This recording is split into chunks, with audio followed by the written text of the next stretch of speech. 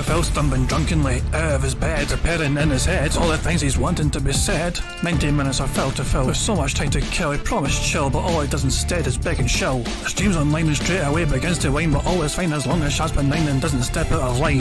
His content's immature for all to endure like fresh manure, but I feel sure he ran straight to feeling so insecure. The money earned from yesterday was withdrawn and long gone, as Phil's spending impulse is always set to stay on. If supports are also slow and stays so low and fails to grow, you never know, the show may turn into an easy bingo. One ticked off across the board with charge to ward because his code can't be ignored. Just how much GSP makes us feel so bored to help us fight or sleep and try to keep alert to watch a creep who play bingo, but Phil will bitch on why his sheep are also cheap. While DSP is chasing green, we're seeing green across the screen as Phil's routine predictability rivals are so machine. It's not in burp and leaning ban, it matters not if factory fun. His child's can't see if hours make him feel less of a man. Takes a drink and starts his like before lunching into a big pretending there for bills when truth is dead to buy a wrestling JPEG. Talks about his shitty life of call his cat and fatty wife and all his strife while forgetting that it's unwell and they were rife. With drama he will react but isn't act as a fact as he rehearsed to be exact and how he felt he was attacked. He's nearly over and a win is in sight with what to white despite Phil to light that tips were not white. We'll say alright it is okay and now it's time for Phil to play, but first he'll say that tips will help from being off the other day. And with those words we win again. It's never if but always when the game is won. Thanks to that we made it to the very end.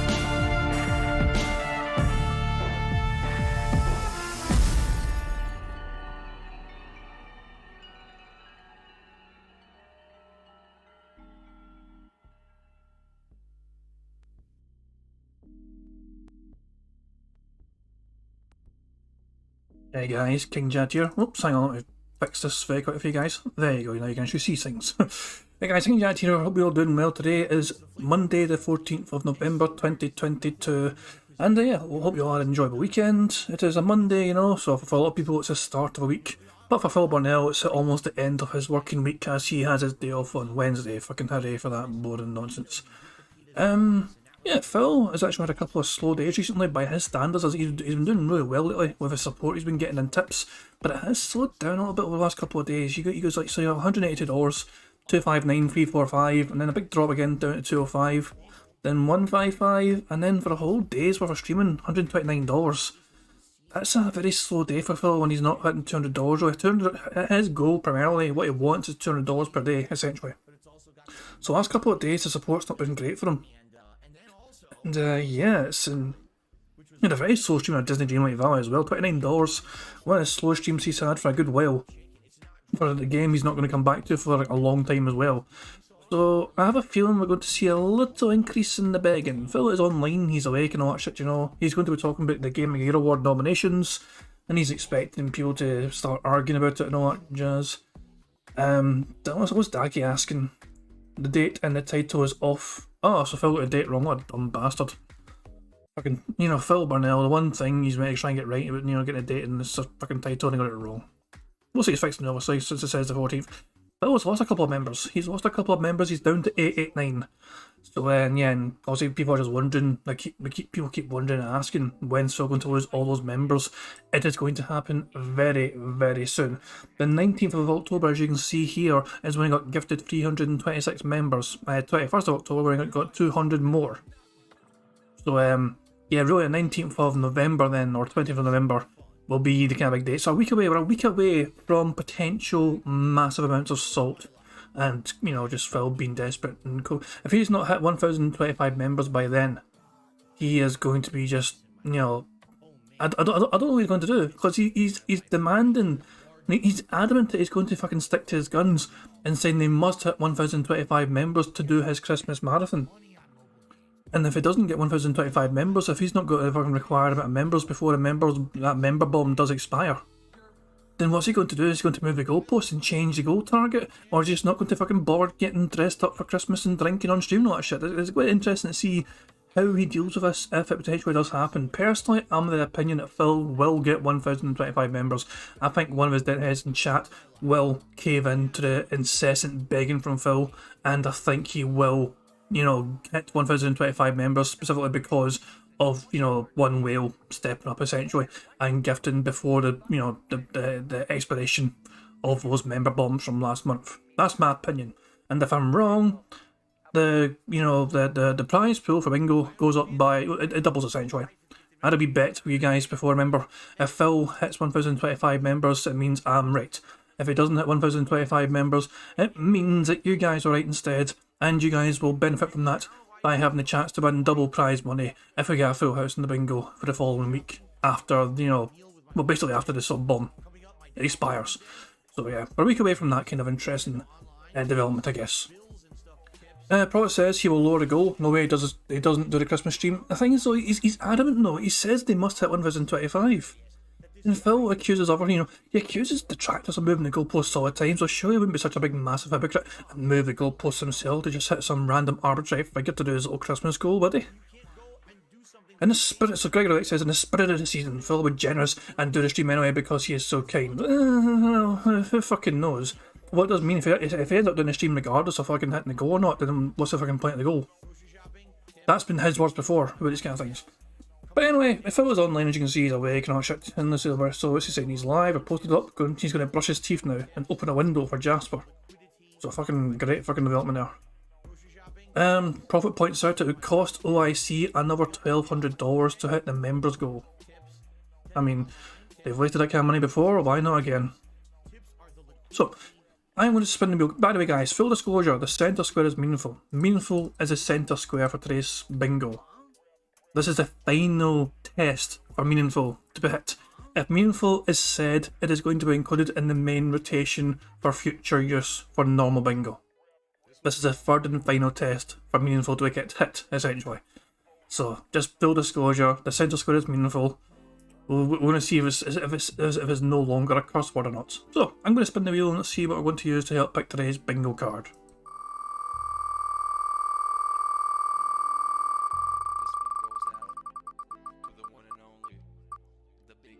Oh, the stash scratch. I like it, I really like it. So, the stash scratch, we need a number between 1 and 213. Okay, the criteria for, I need a number guys, but it needs to be a number that contains the number 6. The first number in chat I see which contains the number 6 will be the bingo card I use for today's stream. Gregory Lake is the first one I see with 186. That's a random large figure. Bear with me while I scroll through all these cards. The 186th bingo card, which has stash scratch involved in the title, or you know, whatever. It is a card on the left hand side, guys. So, the card for today's bingo looks like thus. So, that being said, wow. Him being toxic, him saying addition and literally, then him using the soundboard, him pointing at a text on the screen, him touching his face, him saying reality, and him saying update, then him saying members, people saying meaningful, now, and here's the thing. Then him repeating the same point constantly, him butchering a word, him saying dude, him scratching his stash, and him saying nobody or no one. And the final row is alright, him pointing at the camera towards you, basically towards us, him doing a leaning ban, him saying no exaggeration, and him saying shocked. I think this is an incredibly good card. I have a very, very, very good feeling that I'm going to lose £25 today to one of you guys.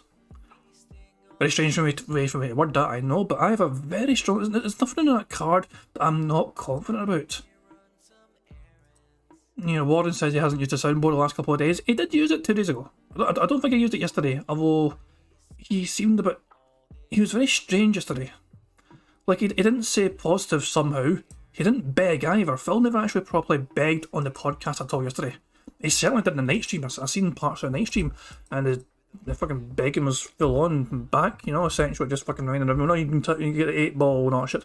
But he didn't do it once during the podcast yesterday, so it was a very strange podcast indeed for Phil yesterday, I feel. But regardless of that fact, I have saved the bingo card. Fucking hooray for that. So, good stuff. And, yeah, Phil, oh, he's back from brushing his fucking teeth, not shit. Fucking hooray for that. Jesus Christ, man. Such a dead fucking chat he's got, man. 200k subscribers and like fucking... Who's all fucking there? Jesus Christ, man. What a fucking... The fucking chat is bouncing, clearly. Not even a dozen people in the fucking chat. Bugger me. Well, have fun with that, Phil. Oh, the chat's fucking vanished. Come back, chat. There we go. Not straight. Phil says we're going to... and blah blah blah, so... What's he saying? Who's he fucking talking to? DSP Gaming, in your opinion, is a Sonic game worth purchasing? And if Phil responds, my opinion is just forming, so I can't answer yet. We're getting to and further than halfway today. And someone else is saying, last time you said something about news commentary show. Do you have any ideas how you would do it?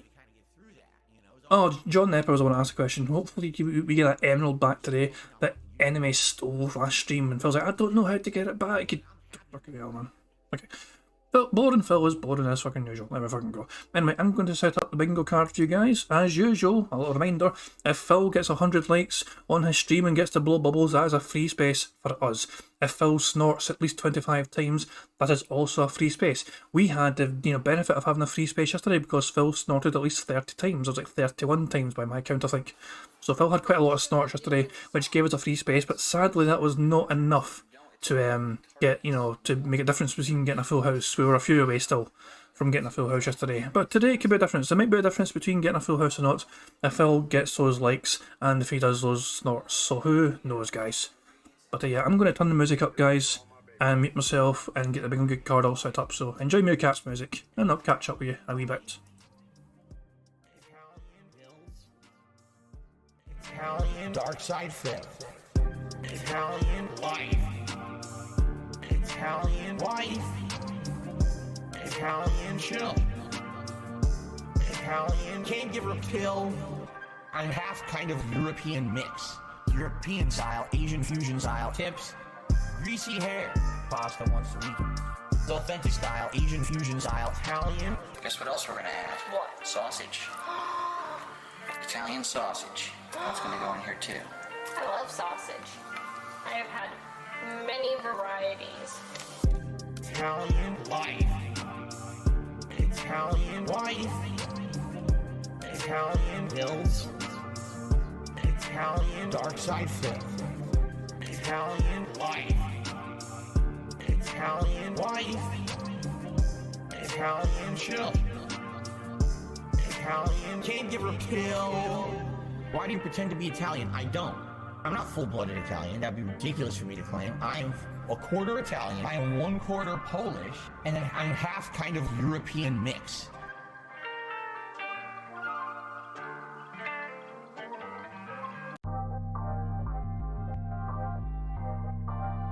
Because you're not rich and you're not famous and you're not this and you're not that. You had an opportunity to be, but you blew it all. And I said, well, oh well. I'm proud of that. I guess I'm proud to be a loser. This one's for all my baby girls. I'll be the guy on level 1. I streamed myself masturbating. I'll be the guy. Fuck life. I'll be the for the thousands of children. I'll be the guy on level 1. You're still on mission 1. I'll be the guy on level 1. Level 1.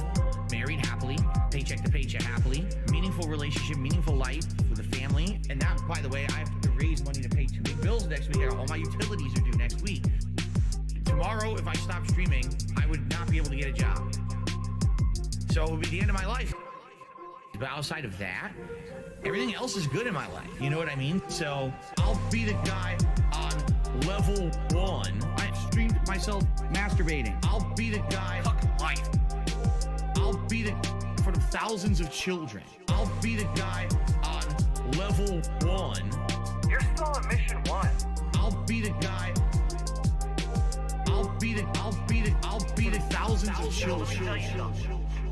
When your life is all positive instead of negative, it's a much better situation. Big up Skeeter Cat. And I can tell you that from personal experience. Look at my life now. I have a beautiful wife. I have a beautiful life with a family, right? Everything here is so much better than what I had before. Why? Because I'm a positive person. Why do I say I'm not a children's entertainer? Because I'm not a Muppet. I'm not here to play a character. I'm not here to pretend that I'm something that I'm not. I don't dye my hair. I don't act stupidly constantly to get attention from children. I don't do stupid pranks. You know what I mean? I don't cause drama. I'm here just to play games and have fun. I'm a legitimate gamer. Big up Skeeter Cat. I need banana, tasty banana. Put banana in my mouth, tasty banana. I need banana, tasty banana. Please don't feel like comes in the milk. Put banana in my mouth, squeeze banana.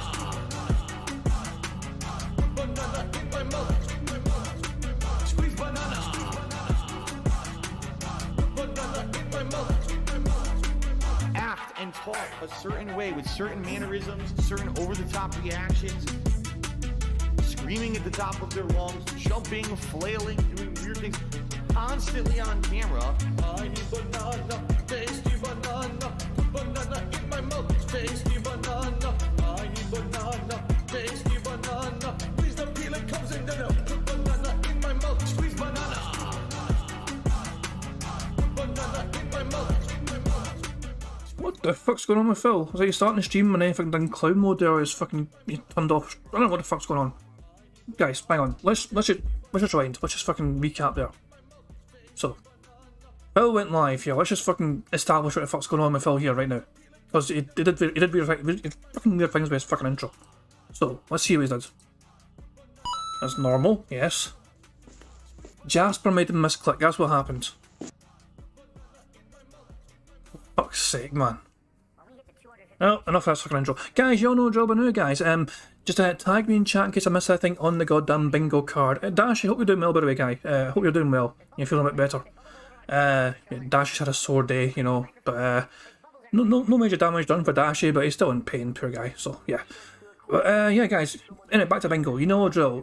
Tag me in chat in case I miss anything on the bingo card. I miss some things sometimes because I'm a dumb bastard. It is what it is.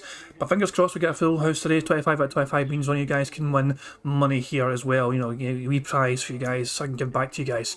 But yeah, fingers crossed, guys. Shut up, Phil. Fucking stupid ass intro. Anyway, here we go, guys. Good luck. Here we fucking go. Good morning, everyone, and welcome to the Level 1 podcast. We're busy having fun down here on Level 1, and apologies for the botched intro. Jasper jumped on my lap as I was clicking to start the show, and I misclicked and turned off the intro and turned it back on again. As you can see, I also forgot to turn on the ghost. He's distracting me this morning. He's full of energy and in the office going crazy here today. So, good morning, everyone. How's everyone? Whoa. How's everyone doing? I hope you're doing well. Welcome to the Level 1 podcast. It is Monday, the 14th of November, 2022. Indeed, I am Darkside Phil, and I welcome you here to the show. Got some interesting stuff to discuss today, because this morning, the Game of the Year Awards nominees were announced.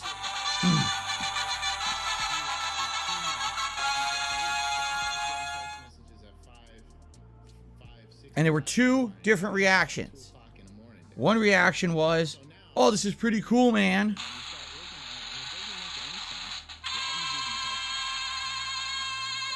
And the other reaction was this. What the fuck? Why are those games in there? That doesn't make any sense. That's not the games that I like. And that's pretty much what happens every year. So, this morning, we will discuss in detail each of the Game of the Year Awards nominees. I will tell you personally my opinion about each of these games.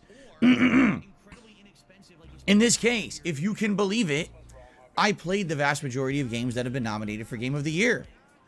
And that's a rarity. Usually there's like 2 or 3 of them that I've never heard of, or just didn't have a chance to play because they're not in my wheelhouse. And this year, almost every single game that's nominated is something that I would have been interested in and or played.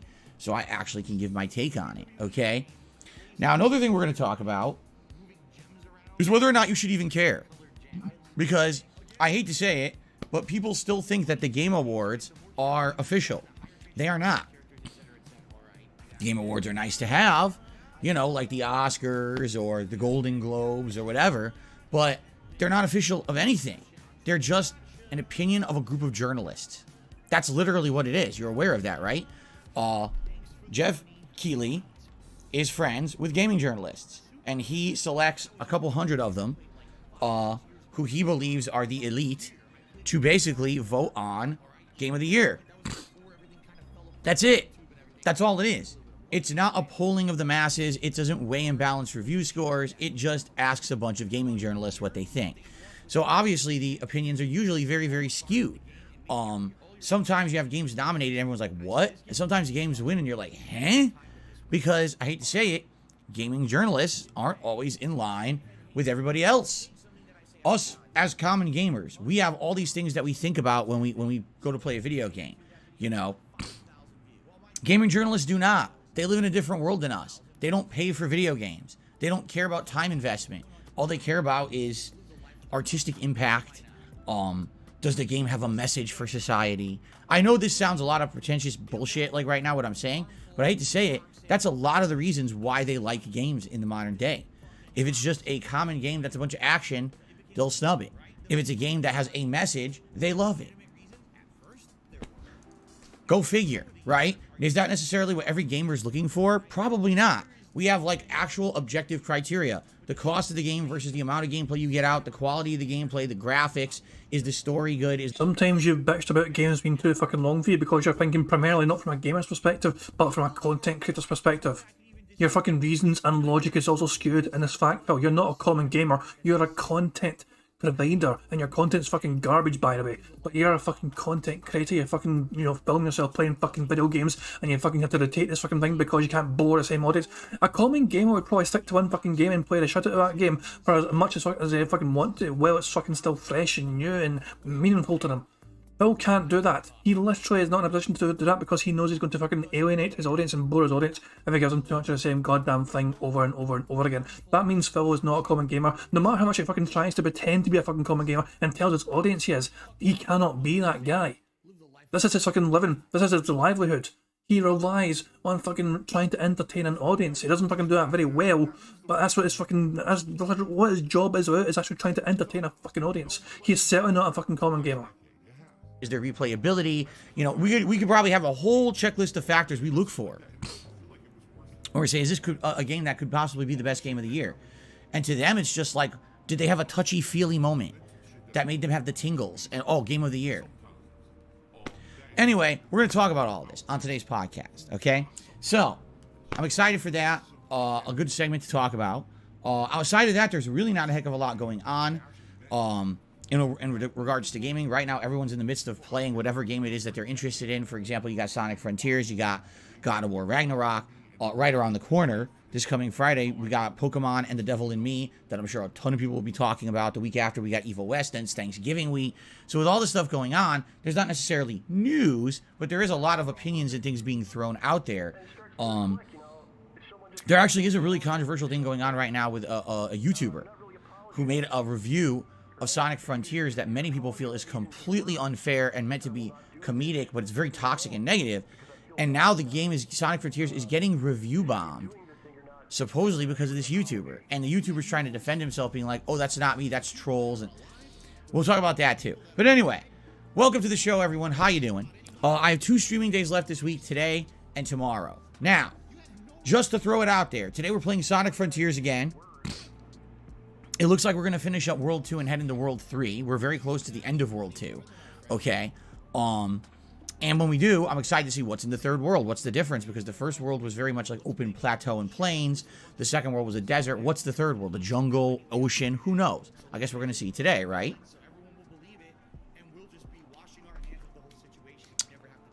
But I'm also curious to see, does the game hold up? Or now that we're heading into the 3rd out of 5 worlds, are we going to be in a situation where the game starts to get, old? Does it get tired and tedious? Does the formula wear out of the open world gathering and puzzle solving? And is it going to get boring and fall on its face and be too grindy?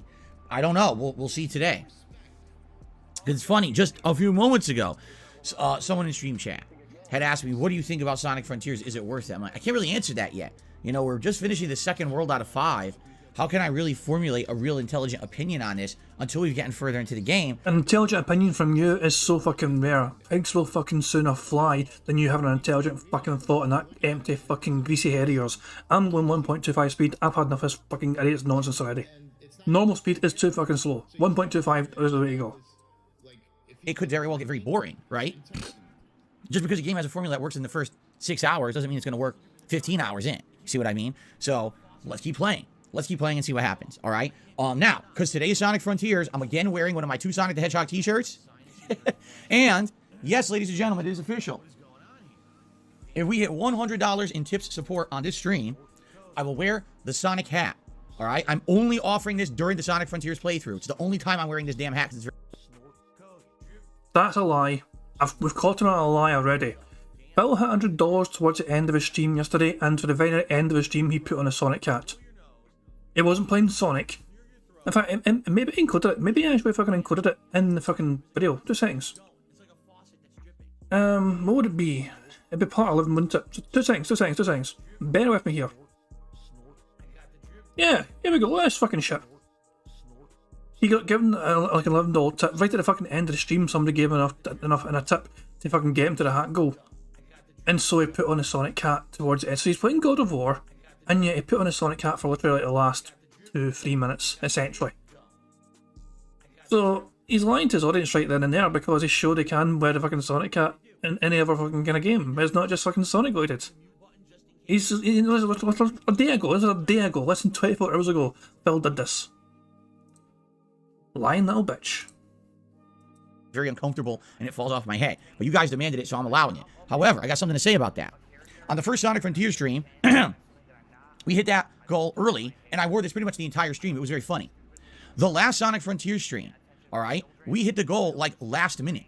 So I put on the hat, but not for very long. It was very short-lived. And a lot of people were disappointed at that. I'm sorry, I can't really control it. The whole point, the whole incentive of this ridiculous hat is to try to get some support on my streams. Keep in mind, I don't run advertising. Okay, this is definitely a beg segment. He's fucking making up for a lack of begging. Yesterday's podcast, he's fucking really doubling down this time.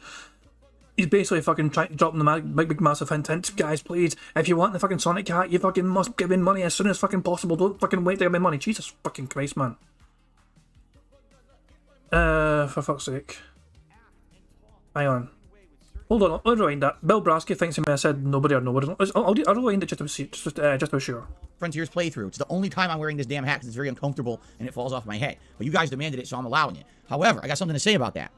On the first Sonic Frontier stream, we hit that goal early, and I wore this pretty much the entire stream. It was very funny. The last Sonic Frontier stream, all right, we hit the goal like last minute. So I put on the hat, but not for very long. It was very short-lived. And a lot of people were disappointed at that. I'm sorry, I can't really control it. The whole point, the whole incentive of this ridiculous hat is to try to get some support on my streams. Keep in mind, I don't run advertisements, right? I mean, what ads YouTube runs, they run by themselves. I don't even do that. I don't monetize my audience like that constantly during live streams like a lot of other streamers do. There's no paid product placements during my streams, right? None of the stuff that other YouTubers are doing do I do. I've kept that off of my content, all right, in an effort to say I'm all about the content, not about the money, all right? But you have to understand that that goes hand in hand. There has to be some incentive then to support the streams. If people want to see the silly hat, I'm going to make it a goal. You know, raise the $100 of tips today and see the silly hat, okay? So please understand that's why we do it that way, all right? Now, it would make sense if we're going to hit this goal, if you were thinking of supporting today's stream via tipping, to do it as soon as possible so we can actually have the Sonic hat for the extended length of stream. It's kind of silly to hit it last 5 minutes and I toss it on and now it's done and no one got to see it. I'm just throwing that out there because that's exactly what happened last time and people were very disappointed, but I can't really control that. You know what I mean? Okay. And by the way, excuse me.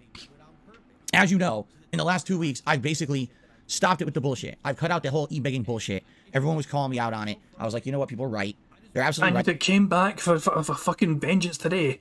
It is back and better than ever, this fucking e-begging. He's fucking demanding his audience tip him immediately and not fucking waste any time fanning around fucking, you know, let's fucking take our fucking time to hit $100 so we can fucking wear his hat all for 5 fucking minutes. Like, Phil's like, no, give me all your fucking money right away so I get to fucking do all the fucking goals for you immediately and I get that money fucking immediately.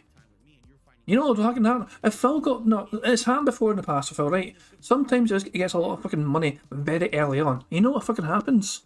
Things tend to dry up for the rest of the fucking stream, and Phil reminds everyone for the rest of that fucking stream tips have dried up. It's been 30 minutes since we had a tip. It's been it's been 60 minutes since we had a tip or whatever. Guys, I've not had a tip for about, 2 hours. And it's like, he's sitting on like $200. He might have $200 in tips sitting there, but if he's not had a fucking tip within like an hour or so, he will bring it up. He will remind people that the support seems to have fucking dried up, despite him having quite a lot of fucking money already sitting there and having a great amount of support already on that fucking stream. This is the classic Phil Burnell way. Right, enough is enough. I'm not going to sit here and I'm not going to say, oh, it's a slow day and blah, blah, blah. I'm just going to shut up about it. I'm going to mention the goals, let you know what the rewards are, shout out people who do contribute, and that's it. I actually got tired of myself. I got tired of my fucking self doing it. I literally started watching back my own content. I was like, I can't take this anymore. I look like an asshole. I am an asshole. But you know what it is? It's the pressure. It's the fucking pressure of this is my business, this is how it operates. I don't have those opportunities like other YouTubers. I don't have product placements. Again, I don't have that advertisement aspect to it. I have no supplementary income besides what I'm making on these streams. So this is actually a big deal to me. You know, No. You do have supplementary income aside from the streams. Patreon is not part of your streams. Patreon is a little side gig thing which people can still give you money for. You used to fucking sell t-shirts and all that shit as well back in the fucking day. Also, people can fucking give you money without you even having to do it. You've got a fucking PayPal link. Anyone at any fucking point in time can literally just send you fucking money if they wanted to, regardless of the fucking garbage content you put out for them, because that's what it's a PayPal, it's a tipping link. It's not fucking reliant on streaming. So you do have fucking other methods of fucking supplemental income, not just fucking YouTube shit. I mean, and the pressure got to me for a while there. I was at Hang on, let me rewind that just in case I missed anything. fucking pressure of this is my business, this is how it operates. I don't have those opportunities like other YouTubers. I don't have product placements. Again, I don't have that advertisement aspect to it. I have no supplementary income besides what I'm making on these streams. So this is actually a big deal to me. You know what I mean? And the pressure got to me for a while there. I was being an asshole. So I'm not going to do that anymore, all right? Maybe every once in a while I'll mention that this is a goal today, but I'm not going to keep talking about hitting goals and shit like that, all right? Fair enough? Okay. So that is eligible today to be worn if we hit the goal. And incidentally, that is the first stream today. All right, Sonic Frontiers. I'm excited to see what progress we make and how far we get. Maybe we'll get a good tear into the third world. Okay. On the late stream tonight, 6:45 p.m. Pacific time, it is the return of Modern Warfare 2 multiplayer. Now, the good news here is that after 4 hours of grinding in the game, we have unlocked the gun that everyone told me is good. I guess it's the Cast-Off 74U. Now, I don't have any attachments or anything for it yet, but I'm being told it's ridiculously good. It's damaging. It has really good control. Especially when you're getting the attachments, you get the ones that reduce recoil. Apparently, a lot of people are saying you don't even need a sight for the damn thing. It's so accurate. Just tear through people. So tonight, I'm hoping that's what's going to happen. Yes, there will be some grinding as we unlock the attachments, but at least I'll be using the weapon everyone's been telling me is so good. All right? So I hope to see you later tonight, 6:45 p.m. Pacific time for Modern Warfare 2. I hope it goes well, and you know, I do well with this weapon and it's entertaining. I hope, because literally after all of that work to get it, I really hope it pans out and pays off and it wasn't just a waste of time. We'll see. Now, by the way, I'm not saying that I'm going to be using that gun endlessly, but if it really is good, I'll probably use it for a couple of streams and then maybe mix it up and start doing other stuff. Fair enough? Okay. Cool. Tomorrow is my final consecutive streaming day of the week. Yes, this is a shorter streaming week for me, simply because I have some appointments that I made for Wednesday. So tomorrow is the continuation of God of War Ragnarok on the first stream, and then it's going to be endgame content of Gotham Knights on the late stream. There seems to be some disagreement if I'm going to beat the game tomorrow or not, because we have one more major side mission to do with Clayface that'll probably take under an hour. And then we got the finale of the story, which is the finale of Chapter 7 and the big conclusion in Chapter 8. I don't know how long this will take. You know, it could be that I just tear right through it. It's no big deal. But if these endgame enemies are grindy and annoying, then it might not finish. I might need yet another stream to finish the game. Okay? So, I'm off from streaming on Wednesday. When I return on Thursday, it'll be more God of War Ragnarok and more Modern Warfare 2. Friday, it's a new game, but it's a short game. It's The Devil in Me, which is the latest game from the Dark Pictures Anthology, horror gaming anthology series. I love this series. I played every single one the last several years. I'm looking forward to this one. Now, for those who follow this series, you would know these games vary in length and vary in style. There's one game that was more like a mysterious supernatural thriller. There was one that was a actual monster kind of action game. There was one that was a ghost story. And then there was one, well, this one this year looks like it's going to be like a Saw slasher. Like, you ever saw the Saw movies?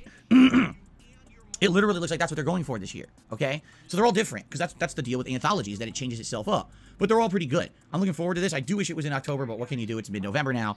But here's the thing. These games vary in length. The shortest one, Man of Medan, was about 5 hours long.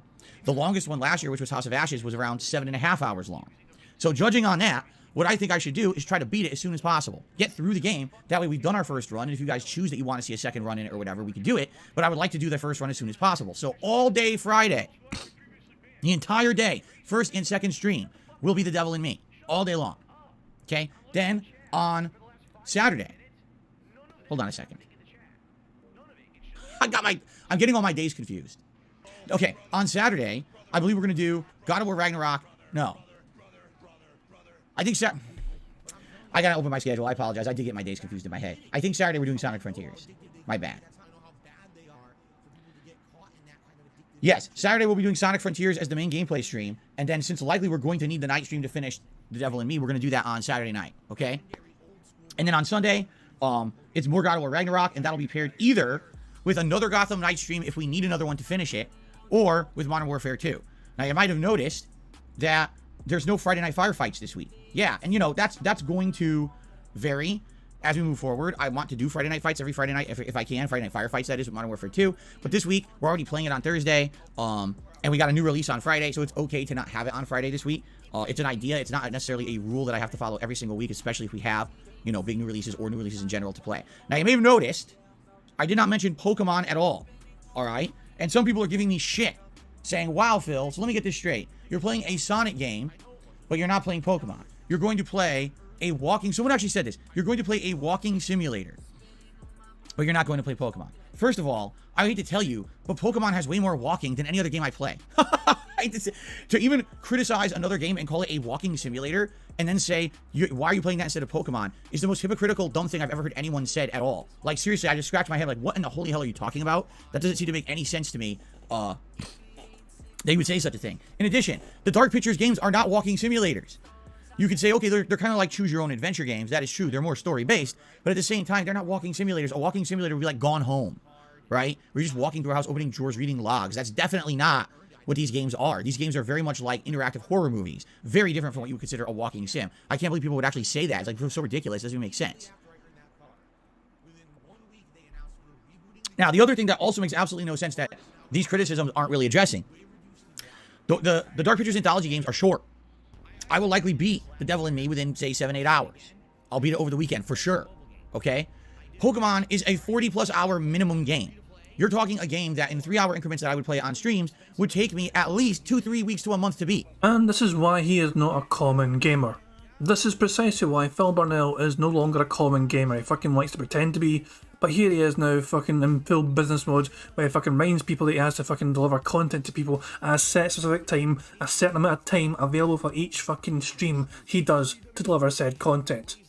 He would rather play a fucking... How much is this fucking anthology, this fucking horror anthology game bullshit? Is that a full price game? Because if it's a full price fucking game, and it's always 7 hours for content, then that doesn't sound like fucking value to money to me. That sounds like a common gamer is not getting their money's worth from that fucking game. Ray Milton says 39 or 39 bucks or whatever. That's not really full price. Well, it's still a bit pricey for a game that's 7 hours long. $39.99 for a 7 hour game essentially. Roughly 7 hours. That sounds a bit steep to me. That sounds very fucking steep. Just my opinion. And I assume Pokemon's were like, what, 60 or 70 bucks or some bitch. I fuck knows what. It's been a while since I've checked out fucking video game prices, you know. It's been a long time. I don't really buy video games as much as you fucking do, you know what I mean? But yeah, it's one of those things where... But you get like 40 hours worth of content out of that for that fucking game though. So you'd argue there's probably... You can get your money's worth from that fucking game. That's what I'm saying. Phil cannot think anymore as a common gamer.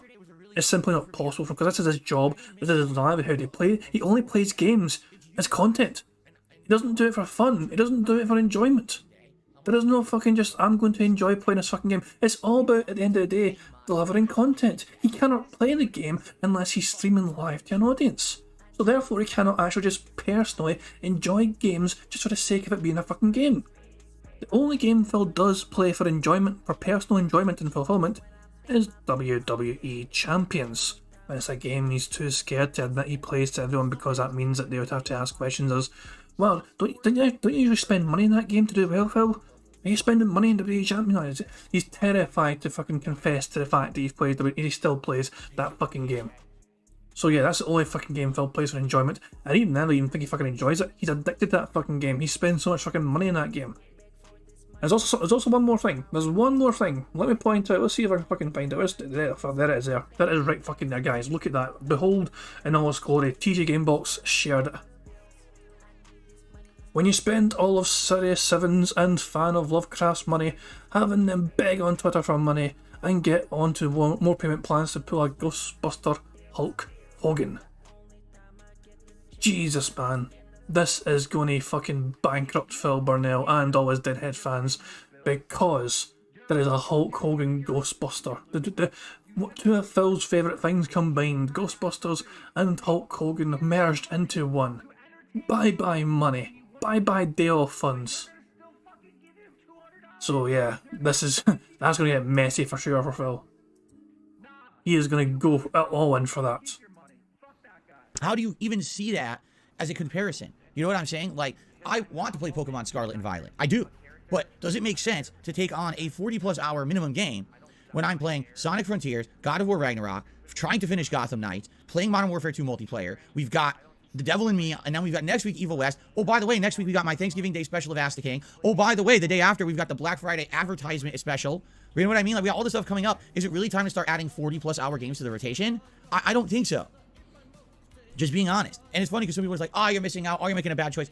I'm not missing out. I'm playing it. I told you guys I'm playing it. No, really, I'm playing it. Just not on release. It doesn't make sense to start it now. It would actually be detrimental to the playthrough if I start it now and I can only play it like once or twice a week tops when it's a game that's that long. You know what I'm saying? Like, that makes no sense at all what people are saying.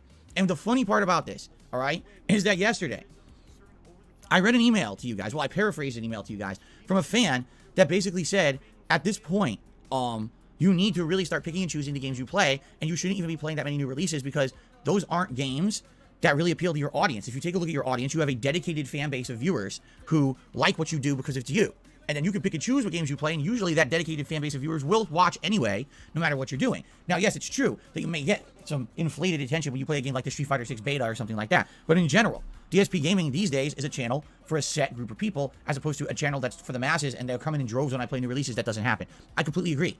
Take a look at God of War Ragnarok right now. Here's a game, it's the hottest game right now in the world. Everyone's playing it. Everyone is talking about it. All right. My playthrough currently right now, part 1 of the playthrough has 5,500 views. Part 2 has around 3,000 views. And then it trails off down to 1,000. And then the latest parts from the other day don't even have like 500. You know what I mean? Yeah, you're right. These playthroughs don't bring in attention anymore. I agree with you. My channel is not popular like it used to be. The thing is, I'm happy. All right? Because here's why. I know that I have around 5,000 people on this planet who like me and like the content I put out. And I know that 5,000 people on planet Earth apparently like Philip Burnell. Do we believe that figure? Philip Burnell has 5,000 people that exist on this fucking planet that apparently like him. I'm pretty certain there's 8 billion people on this fucking planet. About 8 billion. I'm pretty sure I saw something the other day saying like the Earth's about to fucking break the 8 billion mark for fucking population. I'm trying to think of who these. Phil has. No, there's no way it's 5,000. Here's how it breaks down. Between 500 and 1,000 people like Phil Burnell. Like him enough to fucking watch his content regularly and give him money potentially as well. Between 500 and 1,000. I'm being quite fair, I think, with that figure. But between 500 and 1,000, like Phil Burnell enough to, you know, watch his content regularly and, you know, give him money as well. Maybe become a member. I think, some people say I'm being pretty generous. I think it's a fair estimate. I think it's quite a fair estimate. But some people think I'm being very overwhelming. But keep in mind then think of all the people that don't like Phil Burnell, who watch, you know, detractor content regularly. Now that shit's in the thousands, in my opinion. Mind you, there's going to be a lot of detractors that will have, like, you know, the same audience members will go from detractor to detractor. You know, like you might get, you know, several. Like, I'll go to a Piece of Peace stream, and at the same time I'll go to a Shinko stream, and I'll check out an Ange stream, for example. You get what I'm saying? A lot of it kind of carry over to different audiences, so it's not, you can't just fucking add up, you know, a Shinko stream plus a Ange stream plus, you know, a Bingo stream. You can't just do that because a lot of the audience kind of carry over from the same kind of source. But at the end of the day, though, whenever like detractors upload videos as well, especially with decent detractor videos get uploaded, that shit gets thousands of views. Again, the ones that are consistent doing it do get consistently thousands and thousands of views. Look at Hate Army Watch. He used to get fucking ridiculous views. Aquatio as well is doing well right now, getting, you know, decent clips out there, and is getting good numbers and good metrics because their content, they're reaching out to an audience who don't like Phil. The majority of people that on the internet do not like Phil Burnell. And that's a good point from Train. Piece of Peace just hit 4,000 subs. Fucking well done to Piece of Peace. But as I'm saying, though, the majority of people on the internet do not like Phil Burnell. That's a simple case of the matter. That's a simple fact of the matter. That is not detractors trying to spin things. That is simply the legitimate truth of the situation for Phil Burnell. He is more disliked than he is liked by a huge margin. And that's all on him. He is a cause of that. Those people support me. They like the content. What it is now is, it used to be back in the day, you make content, you throw it out on the internet, and you hope that the masses will devour it. And if they devour it, you make money, right? That's not what it is anymore. Now, you make content, curated content, for a specific audience who already likes what you're doing, and then they support that effort to continue keep it going. You see what I'm saying? If I were a common YouTuber just trying to appeal to the masses, I would make content and then there'd be ad placements, there'd be all kinds of sponsorships, there'd be this and that. I'd be trying to diversify the content. If you haven't noticed, I don't do that. It's because I'm very different from all those other guys and gals out there. I'm not trying to make it big. I'm not aspiring to be any bigger or more popular than I am. I don't think I ever will be at this point. I'm just being real with you now. I don't think so. I don't think this channel will ever see any kind of crazy exponential growth or go viral ever again. I think what we'll see is every once in a while, some slow growth. Okay? And that's good. And then every once in a while, you got people who come by and support the content in big ways. And that's good. And that's enough. That's enough for me. You understand? So I'm happy with that. So, yeah, maybe people are right when they say things like, you don't need to cover all the new releases and stuff anymore, right? Just pick and choose the kind of stuff that you want to do, and your followers will enjoy it. And maybe every once in a while, poll your followers and viewers and see what they want. And maybe you choose that way too, right? And I hear you. Maybe that does make sense. Maybe I am playing too many games. Maybe next week I shouldn't play Evil West, right? Maybe we skip Evil West and we do Pokemon next week. We could do that if that's what you really want, because it seems like people actually are genuinely upset I'm not playing Pokemon on Friday. If you guys just want me to say forget Evil West, skip it, and instead start up Pokemon, and then we'll be doing God of War, Pokemon, Sonic Frontiers with Modern Warfare 2 at nights, I'd be okay with that.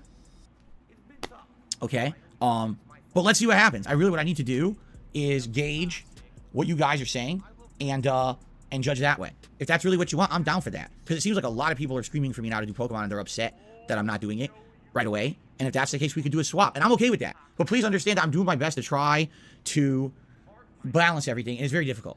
Because ultimately, no matter what I do, there will be disappointed fans. You know that, right? Like, no matter what I play, there's going to be people who are like, man, he didn't play the game that I was looking for. And it's like, I'm sorry about that. I am. I wish, again, at this time of the year, I say this every year, I wish I could clone myself. I wish that there were two Phils, and one Phil could sit here and play the big hype releases. So one Phil... And everyone can go fuck yourself. If Phil had a clone, he would absolutely fucking bang himself because he's that kind of fucking weird, kind of narcissistic that would fucking get turned on by himself. Fucking make cat watch in the corner. Jesus Christ, man, I wish I could fucking clone myself, you fucking narcissistic bastard, man. Oh, if only there was two me's. Then life would be fucking perfect, you fucking weird bastard. Would be sitting here playing God of War Ragnarok and Modern Warfare 2. And then the other Phil would play the games that are more catered towards a dedicated fan base, like Pokemon or you know, Sonic Frontiers or something like that. You know what I'm saying? I wish I could, but I'm only one man. Cloning hasn't been invented yet. Maybe one day we'll have a clone of Phil to do that work. We'll see. What do you mean cloning's not been invented yet? There was a fucking famous story of Dolly the fucking sheep. That was a cloned fucking sheep. Cloning's not been fucking invented yet. Yes, it fucking has, you dumb bastard. We just not, there's no fucking formula to fucking clone some sort of weird pig roach. Thank fuck for that. That is true. Legolas says then you need a third clone so that clone could actually spend time with your family. You're absolutely right. You're absolutely right. Because that's the other thing. I'm here, you guys may not realize it, I'm here 6 days a week full time. 6 days a week. I have 1 day off a week to spend with my wife, which half the day is usually errands. Like this Wednesday. This Wednesday, we are going to be literally driving around all day long. Appointment to appointment, grocery shopping, doing this, doing that, then come home all exhausted. That's our day off. That's supposed to be our day together. Right? Wow. That's my life. So it is what it is. So let's see what happens. And if this is the case, if this is the conversation we're having, and if you guys feel that Pokemon makes more sense than Evil West, then we could do that. Maybe that's what we'll do next week instead. All right? But I definitely want to tell you, we need to beat The Devil in Me first, and we got to finish Gotham Knights. Let's finish both of those up, so that way I'm only juggling Sonic Frontiers and God of War, and then maybe we'll start up with Pokemon this week. Fair enough? Now. Okay, hang on. Dashi sent a link. Why do I have a feeling this is going to be some sort of Wikipedia article of all the clone things in the world? Give me a second, I need to go to on stream and fucking pause myself for here. So let's see what fucking Dashi said. Of course it's a horse. Of course. Heather said that as well. I'm pretty sure Heather said that in the chat as well earlier on. Horses can be cloned. No, Dashi was on it said. Heather's above Dashi, which is why. So Dashi said horses can be cloned, and then he fucking threw his link at me. There you go, guys. In 2003, the world's first cloned horse, Prometea, was born. In 2006, Scamper, an extremely successful barrel racing horse, a gelding, was cloned. The resultant stallion, Clayton, became the first cloned horse to stand at stud in the US. So you have all sorts of different creatures have been cloned over the fucking years. List of animals that have been cloned. What a bizarre fucking article. What the fuck's a banting? What the fuck kind of... It's a species of... It's a type of cow, essentially. Okay, that's... I didn't... I've never heard of a fucking banting in my fucking life, but there you fucking go. It's a species of fucking cow. Is pigs on there? I think it might be, yeah, pigs on there. 5 Scottish piglets. Millie, Krista, Alexis, Carol, and .com in 2000. Of course they're fucking Scottish. Fucking found a way to clone pigs so we can eat more fucking bacon. And of course the sheep. The first cloned large mammal was a sheep by Steen Willardson in 1984. However, the cloning was done from early embryonic cells, whereas sheep Dolly in 1996 was cloned from an adult cell. Dolly the fucking sheep in 1996 is an obvious example I can think of. I'm tempted to say that was a Scottish thing as well, but I don't think it was it? Dolly the sheep. First cloned mammal from adult somatic cells, she had 6 lambs. Okay, there you go. We're fucking getting well fucking off topic, you know what I mean? But you get what I'm saying. Phil wishes he can clone himself. But those are the only creatures that have been cloned so far. A variety of fucking barnyard animals, essentially.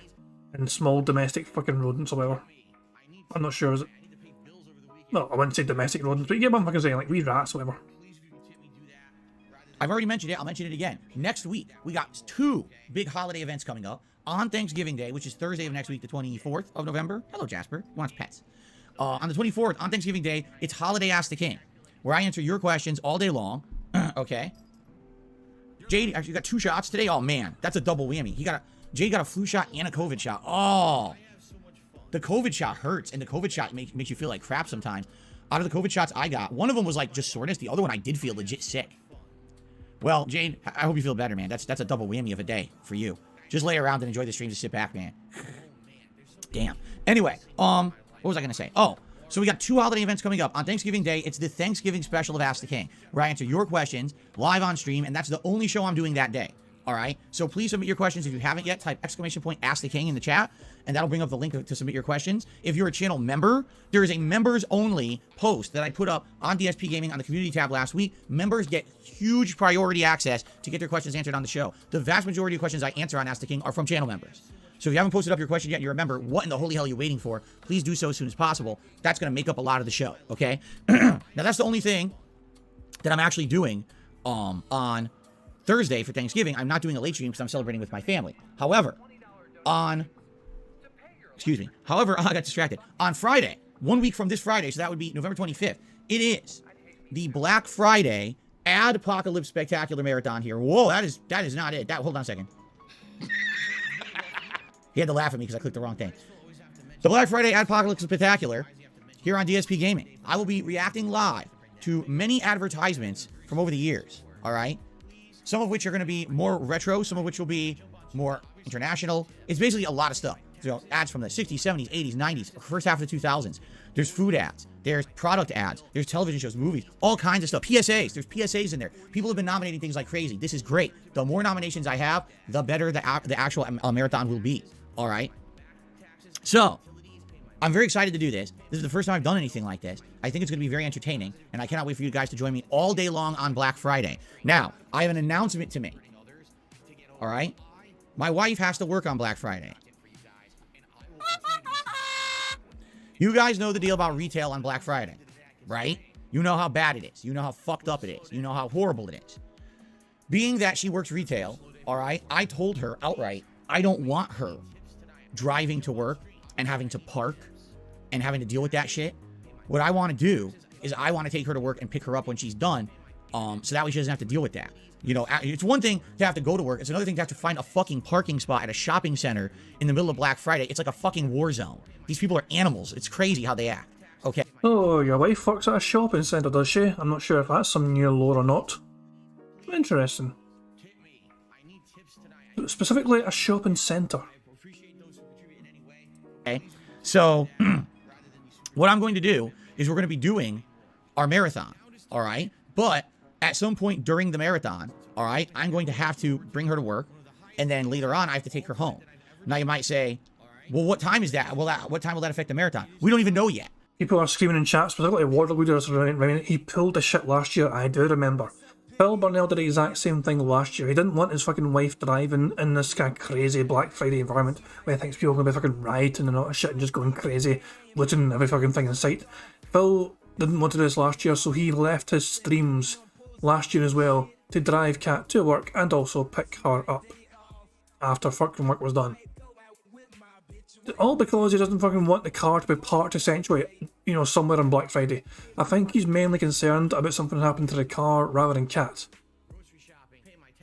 Yeah, Waterlooder says he was late for 30 minutes, but it was found out he blamed traffic, but there was barely any traffic. I remember that, yeah, because people use Google Maps to fucking check out the traffic flows in there, because Google Maps can tell you how busy roads are. And pretty much there was no sign of fucking traffic being that bad whatsoever. Going by the fucking route Phil was taking, however. So yeah, it's one of those things. He probably fucking went to a fucking detour to something, you know, fucking McDonald's or some pish. Got himself a fucking Big Mac or something. We don't know. Her job didn't even give her fucking work schedule for next week yet. You know, the week of Black Friday, probably the busiest fucking shopping day ever. They didn't tell her when she's working yet. They just told her she is working. So once we know, which likely will be within the next few days, then I'm gonna have to basically schedule it. And here's what I'm thinking. All right. We'll do the marathon, we'll start it up, and then at some point we'll say, okay guys, it's time for the extended break, and I'm sorry I have to take this extended break, but here's what we're going to do. I'm going to drive my wife to work, and then on the way home from work,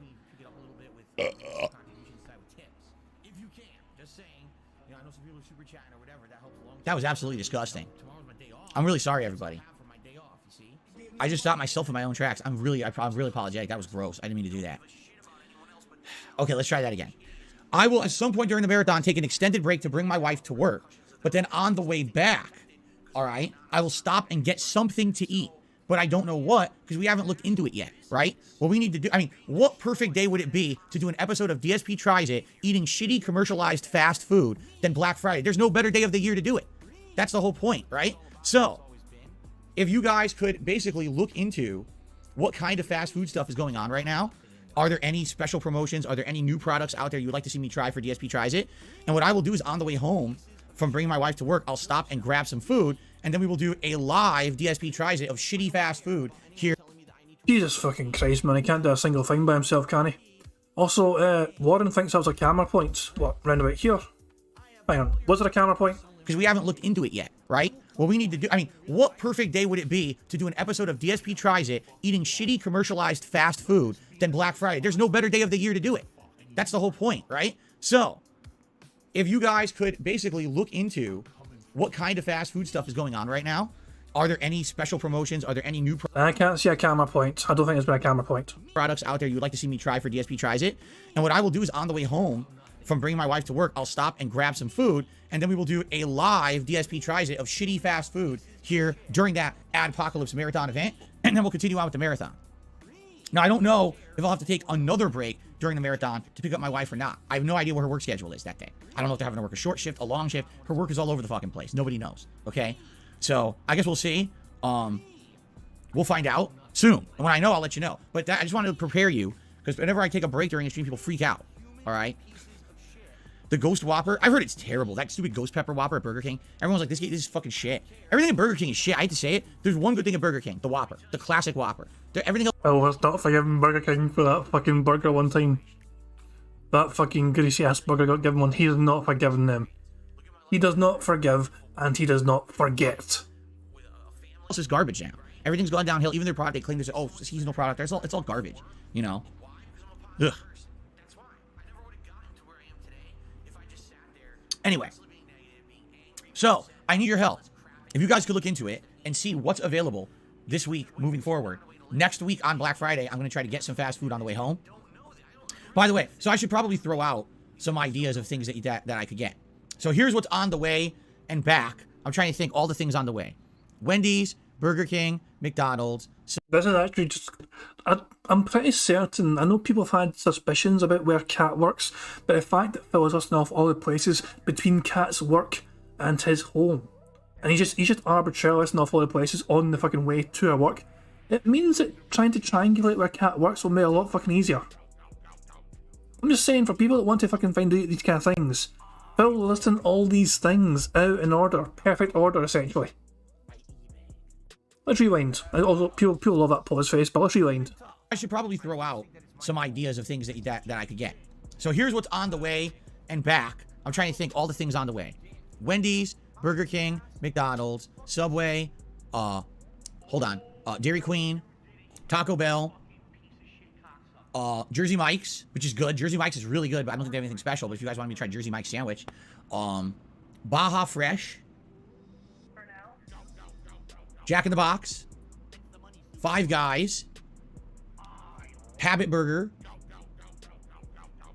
What else is there? I'm trying to categorize it in my head. Taco Time. Yeah, there's a place called Taco Time, and I've only eaten there once ever. I don't think I've ever eaten there for DSP Tries It. A lot. There's a lot of fast food along the way, basically. Okay? And so I think there'd be some good options. Maybe options for me to do stuff that I usually don't do. All right? So look out there. Think about it. Over the next week, we'll be talking about this. What is it you'd like to see me get on Black Friday for food for a live DSP Tries It? And we'll do it then. It'll be cool. It'll be something different.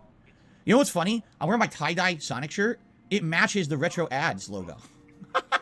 It really does. All right. And by the way, please keep submitting ads for that special event. How can you do that? Type !adpocalypse into the stream chat, or there is a community post right here on the page that you can post up. Excuse me. And please, you know, it's great. People have already nominated a ton, but the more nominations I get, the better. The criteria: number one, the advertisements or PSAs have to already be on YouTube to be viewable and added to a playlist. Number two, they cannot be from the latter half of the 2000s or more recent. They have to be basically like old ass ads, you know, 50s, 60s, 70s, 80s, 90s, first half of the 2000s. Old ads. Yes, domestic and international ads are available. However, no movie trailers and nothing like that, because sadly, when you're taking actual big clips of movies and stuff, they can have copyright issues. Okay? There you go. All right, guys. Thank you.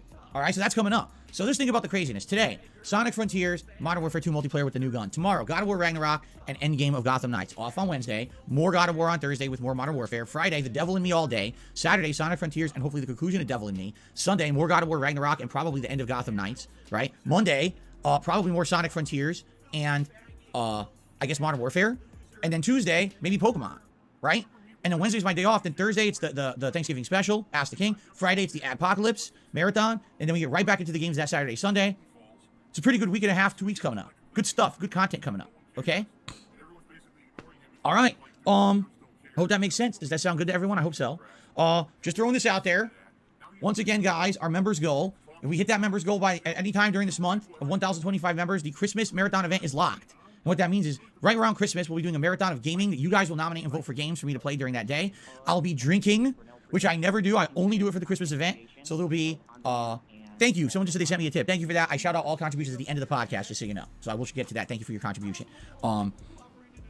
There will be drinking of liquor and other various things. I'll be dressed up in a holiday Christmas attire, maybe multiple sweaters, t-shirts, hats.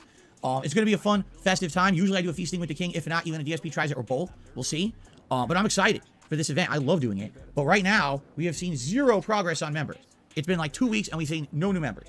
And like I'm saying, I really feel like at this point, this is the thing with the channel, is that we've kind of reached the level that we're going to hit when it comes to support on DSP Gaming. We're not seeing much growth right now, especially with these new releases. I think that we had a lot of growth. Actually, 1,000 new subscribers came in when I played Street Fighter 6's beta.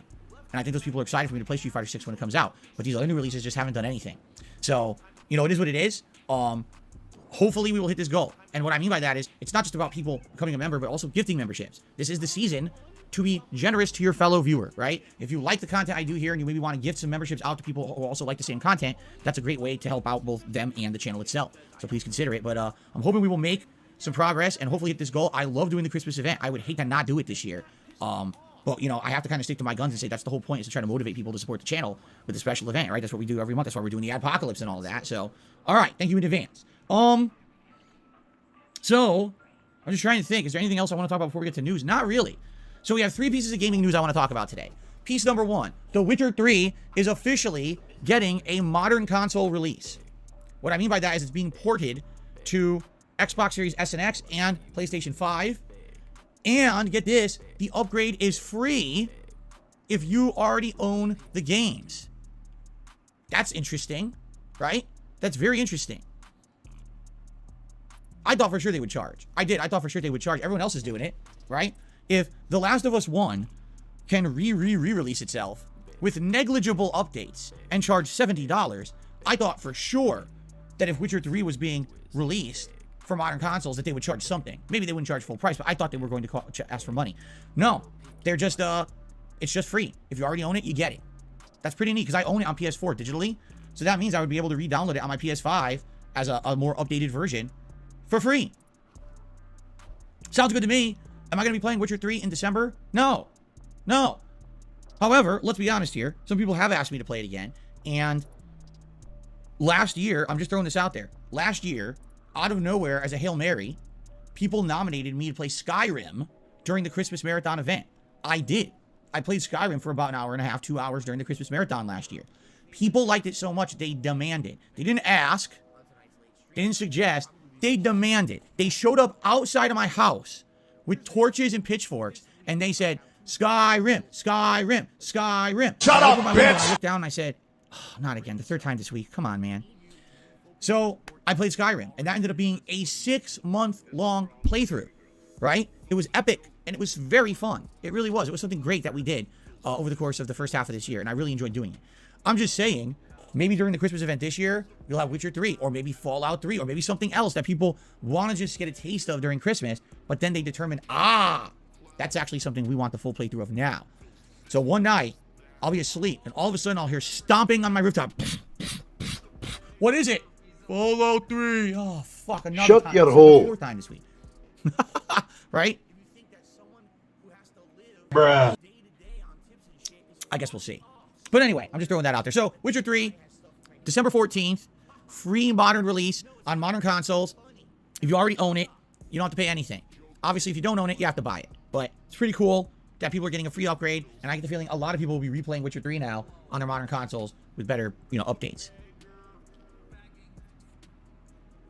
Cool.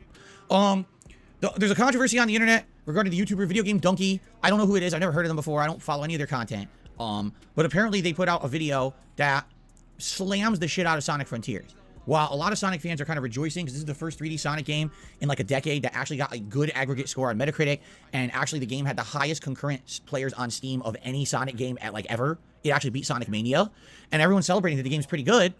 Video Game Donkey puts out this review essentially destroying the game. Highlighting its pop-in, highlighting the fact that the story's crap, highlighting the fact of this and that and this and that. And apparently at the end of the review, he even makes fun of people who like the game. Like, he goes onto Metacritic and he finds people who positively reviewed the game and he, like, roasts and lampoons them. Okay? Now, I've never seen a single piece of this guy's content at all. I cannot comment whether it's good or bad. I cannot comment whether it's funny or if it's in bad taste. I can't comment at all. I have zero opinion on the person's content. All I'm here to do is report what's going on. So apparently, when he put this out yesterday, he put the video out yesterday, it immediately started getting ridiculous amounts of views on YouTube because everyone else had been saying the game's good, and this guy destroyed it, okay? So it's getting like over 1 million views. It's skyrocketing in popularity. All of a sudden, the game starts getting monstrously review bombed on Metacritic. All these ridiculous users whose names are like Video Game Donkey Fan, the biggest Video Game Donkey user 542. They all flooded over there with basically new bot accounts and destroyed the game. And now the game's score is going down and down and down as more aggregate negative user reviews are being submitted to the site. But everyone's like, how can you say this is legit? None of these scores existed until he put out the video. And it's obvious that what's happening, it's either his fans are doing it or trolls are doing it in order to get him in trouble. It's one or the other. Now, there's two schools of thought about this. One school of thought is, yeah, there's people fucking with Video Game Donkey to try to make him look bad. Because he doesn't condone that kind of action. It's like he asked people to go review bomb the game or anything. And so he actually came out and tried to defend himself publicly, and he's like, yeah, take a look at this, it's so pathetic. Here's a bunch of accounts that all were made in my name, they all say Donkey in the name, and they're all review bombing the game, but obviously this wasn't me telling them to do that, and this is stupid, they're trying to make me look bad. Others are just like, dude, you don't understand the power of the internet, and you don't understand that even if maybe you weren't even being serious in your video, because it's hard to tell, basically, what happens is when you make a video like this and it goes viral on YouTube, you create a viral movement of hate and negativity. And what's happened is you had people who, in general, the public were thinking this game was great, and now you made one video about it that's going viral, and now at the expense of the game, you're going viral. So you're getting viral views and popularity and probably making a lot of money on this video. Meanwhile, now the game is going to get destroyed. And it's sad because this is the first good Sonic game that's considered a 3D Sonic in many, many years. And now people might not buy it because you had to make a negative video about it like this. And again, not to say that the video maybe is serious, but some people are just stupid. Let's be honest. A lot of people are really fucking stupid. They're just dumbasses, and they think that anything with views on it is to be taken seriously, even though a lot of the cases it's a parody, it's lampooning, it's a joke, right? Or it's over exaggeration. That's the other thing too, where maybe he's over exaggerating on purpose, but some people get the joke and some don't because they're just stupid idiots, right? So it kind of sucks because here you are in a situation where I can basically see both sides of the fence. Like, I totally agree with Donkey. He should not be held responsible for the actions of others on the internet like that. If people are review bombing the game, but he didn't outright say to do that in his video, he should not be held responsible for that. At the same time, I've been telling you guys something that I have become aware of. A lot of self-realization for me in the 14 years that I've been a content creator on the internet, right? With great power comes great responsibility. When you have an audience on the internet that listens to your every word, that follows you and actually cares about your opinions and actually treats them as if they're factual, all right? You have a responsibility to make sure that what you say and do on the internet isn't harmful, right? If you're going to do a game review, great, do a game review, all right? But if you're going to do a parody review, or if you're going to do a review that's over-exaggerated, you must absolutely be sure your audience knows that. There should even be a disclaimer right at the beginning, warning, this is a parody video, don't take it seriously, it's just a joke, right? I don't know if Donkey did that or not, because I don't see his content. I don't know. I haven't watched the video. Maybe I will watch it, just from this, on the whim of seeing what all the hoopla is about, okay? But basically, I see, like, both sides of this. Like, he has the right to make a negative video. You know what I mean? Like, why? Who are people to say you have no right to do a negative video about a video game? Of course he can do that. I've done it myself, right? I did a video that got over 1 million views, and it completely and utterly destroyed Homefront: The Revolution. That was a game that, when it released, was a buggy, broken piece of shit mess, okay? And almost no one was talking about it, and then I made my video about it, and it became the #1 most viewed video on YouTube about the game. Over 1 million views, slamming the game, saying it was the worst game I'd ever played, showing concrete evidence of how bad the game was, okay? So I'm guilty of this. However, my review was serious. Was there a lot of hyperbole and exaggeration? Yes, but at that time, I really felt that was the worst game. It was just a game that screamed lack of effort. It screamed amateur night game development, don't care about this, don't care about that, cut corners here, cut corners there, release this unfinished buggy mess. And I didn't want people buying it and spending full price money on a game that was an unfinished piece. So I missed a bingo there. So Quid F Poon, I don't know if I'm saying the name right, but I think so. Anyway, So Quid F Poon says, no one was said. We can rewind actually, to be fair. A game that, when it released, was a buggy, broken piece of shit mess, okay? And almost no one was talking about it. And almost no one was talking about it. So a great spot there from So Quid F Poon. He said no one was talking about it there, so that is a bingo, our first bingo of the day. Cheers for that again for pointing out. And yeah, 1 down. We're actually not got too many to go, but we've only got, what, 7 to go to get a full house. We're not too far away. But yeah, guys, this has got potential. So fingers crossed it's the first of many bingos today, and hopefully we get to full house. then I made my video about it, and it became the #1 most viewed video on YouTube about the game. Over 1 million views, slamming the game, saying it was the worst game I'd ever played, showing concrete evidence of how bad the game was. Okay? So I'm guilty of this. However, my review was serious. Was there a lot of hyperbole and exaggeration? Yes. But at that time, I really felt that was the worst game. It was just a game that screamed lack of effort. It screamed amateur night game development, don't care about this, don't care about that, cut corners here, cut corners there, release this unfinished buggy mess. And I didn't want people buying it and spending full price money on a game that was an unfinished piece of shit. So I made the video. I don't regret making the video. I feel like it was an accurate representation. I didn't try to over-exaggerate and say things that were unfair about the game. I literally showed video evidence in my review of everything I was saying. Okay? So that being said, I don't know what kind of a video... That is a double bingo right there. That being said, is a top left corner, and that's a double bingo because of that. So fucking hurry for that. We are flying now, guys. The bingos are rolling in.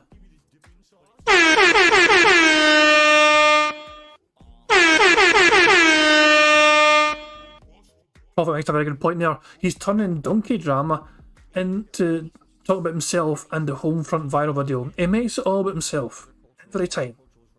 Video Donkey made, but it's unfortunate that sadly it's this game that's being affected. I really feel that way because Sonic fans have been waiting for a game that was worth playing, and a game that the masses might accept, and a game that was not an utter disappointment from Sonic Team for a decade. The last good 3D Sonic game was what? Sonic Generations, right? And they've been just wait, can we have one, please? And now it comes out, and people like it. I like it. I'm not in love with it. And like I said, as we get further into it, I'm going to be more critical of it. I get the feeling it will likely wear out its welcome. And what I mean by that is if it really is the same formula the entire game, maybe around World 3 or 4, I'm going to start to get bored. I guess we'll see. Okay? So maybe there are some valid criticisms of the game to come in my playthrough. But if the game is now going to be panned by the public because one guy made a video and now there's this bandwagon movement against it, That's unfortunate and that's fucked up. In fact, I'll say it. Sonic Team was actually celebrating. Like, they were making triumphant posts on the internet about, wow, we finally did it. We finally made one that's good. And you guys really like and enjoy, and we're happy about that we finally resonated with our fans and viewers, you know?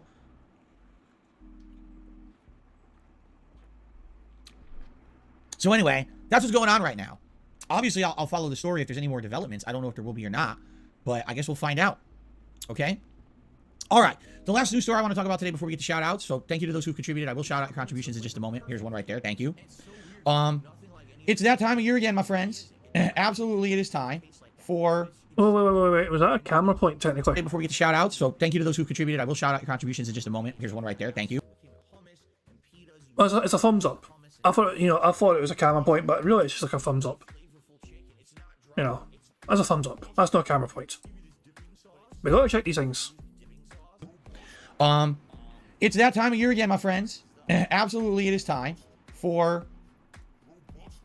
Hold on. The Game of the Year Awards. And it is time for controversy. Because this happens every year. The Game of the Year Award nominees are announced. Everyone freaks the hell out. Excuse me. And everyone says, oh my god, I can't believe these are the games that were nominated, right? Who in the holy hell would have nominated these games? So let's talk about it, all right? Excuse me. Yuck. So here are the Game of the Year Award nominees for the Game Awards this year. By the way, the Game Awards are on December 8th. I forget exactly when. I think it's during the daytime, okay? All right, you ready? Here we go. A Plague Tale Requiem. Elden Ring. God of War Ragnarok. Horizon Forbidden West. Stray. And Xenoblade Chronicles 3. So surprisingly enough, out of those 6 nominees, I've either played or am playing 5 of them. That almost never happens. Usually, there's a bunch of games that get selected that I don't play, and then I don't know what the hell they're talking about, and I can't really tell you what I think about most of these games, okay? In this case, 5 out of these 6 games I've played, and I've enjoyed every one of the 5 out of the 6 games that I played. Every one of them was enjoyable to me, okay? Now, I'll admit, if I were to rank these, there's definitely a disparity in the level of quality, all right? And I'll get to that in a moment. The one game I didn't play was Xenoblade Chronicles 3. Now, the reason I didn't play it is because it was a 60 to 80 hour long RPG that came out in the middle of a summer when I was already playing RPGs. So it was like, damn, that's really bad. It's really bad that the timing, I think, for me, and it was for me, it wasn't the game, it was me. It was what I was already doing. It was just bad timing. And Xenoblade Chronicles 3 is kind of a mixed bag for people. Some people really like it, and others said, nah. Like, it was good at first, and then it wears out its welcome halfway through. It gets boring. I felt the same way about Xenoblade Chronicles 1. Back in the day, I played it, and I liked it for like 20, 30 hours, and then I kind of got bored of it, and I never continued it. So the thing is, I can't really give you my opinion on Xenoblade Chronicles 3 because I didn't play it, right? But let's talk about these other games. A Plague Tale Requiem I just finished. Now, from what I was saying the entirety of the playthrough, man, this is a game that's very impressive from a AA studio. We have to, when you look at Plague Tale Requiem, you absolutely have to see it in the proper frame of reference. Plague Tale is not made by Sony. It's not made by Microsoft. It's not made by Ubisoft. It's not made by Activision Blizzard. It's not made by EA. You know what I mean? It's not a Bethesda joint. It's a fucking indie studio making this game. So the fact that they make a game like that, that looks that good, that plays that good, that has, you know, that good quality of voice acting and mocap and puzzles, a small team, you have to give them credit. You absolutely positively have to. Okay? It's amazing what they pull off with that team that they have when many large game studios can't hit that level of quality. Okay? So we have to give credit where credit is due. All right? And I actually really liked Plague Tale Requiem overall. I thought that it was a really good game, but I had some harsh criticisms for it by the end. The game did sadly have a bunch of game bugs that were kind of immersion breaking, right? There were several times during the playthrough when you had an AI companion that literally got stuck or, in some cases, disappeared from the game. Just vanished. And now you had to reload a whole segment in order to get them to reload into the game, but now you have to redo the whole segment, right? There were some points where the checkpoints were terrible. Oh, look, so you beat a bunch of really tough enemies. Oh, there's an optional item out there to get. Let me get it. Oops, I screwed up, I died. Oh, redo the whole segment against all the tough enemies again. So what incentive is there for me to try to get that item if you're going to make me redo one of the hardest parts of the game? Like, that's idiotic, right? So, yeah, there were definitely some shortcomings in the game. And by the way, I'll be honest, I hated the ending. The reason I don't like these endings in a game like this is you invest over 20 hours in a game. You didn't get any real feeling of closure or any real feeling like you understood what was going on. You know, just minor spoiler alert, because I don't think anyone's going to be shocked here. If you didn't play the game, by the end of the game, you still have no idea. He said shocked. That's another bingo. Fucking hurry for that. Plus he's starting to snort again. We're 5 snorts away from a free space. And we're sitting at 68 likes as well on full stream. So there's potential there to get bubbles as well. You might have to fucking remind them to fucking like the stream. But he's currently on 68 likes on his stream. So yeah, we might get 2 free spaces if we're lucky. Also, a lot of people in chat, I see one person in chat freaking out. You know, no closure to the game. Amicia, is that her name? Amicia killed her brother. Killing her brother does sound like a very kind of big thing when it comes to kind of, you know, ending a game. So I don't know how to pronounce the name. I'm sorry, but yeah, as a character name, apparently Amicia or something like that. There you go. But Phil Bonello wanted a kind of Disney princess happily ever after kind of ending. You know, where they'll fucking go home and have tea or whatever, you know, and then, you know, you get a lot of fucking money and all that shit, I guess. You know, Phil wants this fucking strange happily ever after ending for putting all that time into the game. Because I don't think anyone's going to be shocked here. If you didn't play the game, by the end of the game, you still have no idea what the macula is, why people have this ability to control rats, why the rats show up and try to kill people. Like, none of it is ever explained. Dude, it's 2 games now. Even at the end of Dead Space 2, the big mystery of why these aliens were mutating humans and fucking everything up was revealed, right? You 2 whole horror games and you still didn't tell us shit? Like, how long are you going to drag us along, right? And now there was a cliffhanger ending that is, essentially is kind of hinting at the fact that there may be a modern-day Plague Tale coming up. And that was really stupid, because if I don't even know what the fuck's going on in your first 2 games, why do I want to buy a game that's set in the modern day, right? So it pisses me off. So Plague Tale Requiem is a good game for a AA studio. If this were a game from a AAA studio, I'd probably be like, nah, it actually isn't a Game of the Year contender. But knowing that it's a small team of indie devs that put that sucker together and did a game of that quality, you have to give it extra kudos. And therefore, I would say I understand why that game is nominated. Okay? Elden Ring. Now, this one I just don't understand. Elden Ring is the most overhyped piece of dog shit, and I just don't get why anyone would ever like that game. You have to be a mouth-drooling idiot. Come on. Of course, Elden Ring was going to be a Game of the Year contender. It was an outstanding game. It basically was the epitome of what FromSoft had been building to all of these years. You know what I mean? It's the best of all worlds. It's open world traversal, which was new for them because you didn't have that level of traversal before. Insane amount of content. You know, probably their best graphics ever outside. Well, I guess Demon's Souls Remake, they didn't do that. That's right. So probably their best graphics ever. Unique bosses, the biggest lore ever. You know what I mean? I could just sit here and I could tell you all the good things about the game, right? I already did. I already reviewed it formally. But, big but, and I cannot lie, you other reviewers like to deny the fact that this game reused assets and didn't get really boring near the end because it reused everything. And okay, I'm not going to do that. But basically, yeah, the game was great, but I think a lot of people sadly just got so obsessed with it that they put on blinders. And the blinders made them completely immune to any kind of criticism about the game when the game very validly has criticisms that should be thrown towards it. All right? The game reuses assets way too much.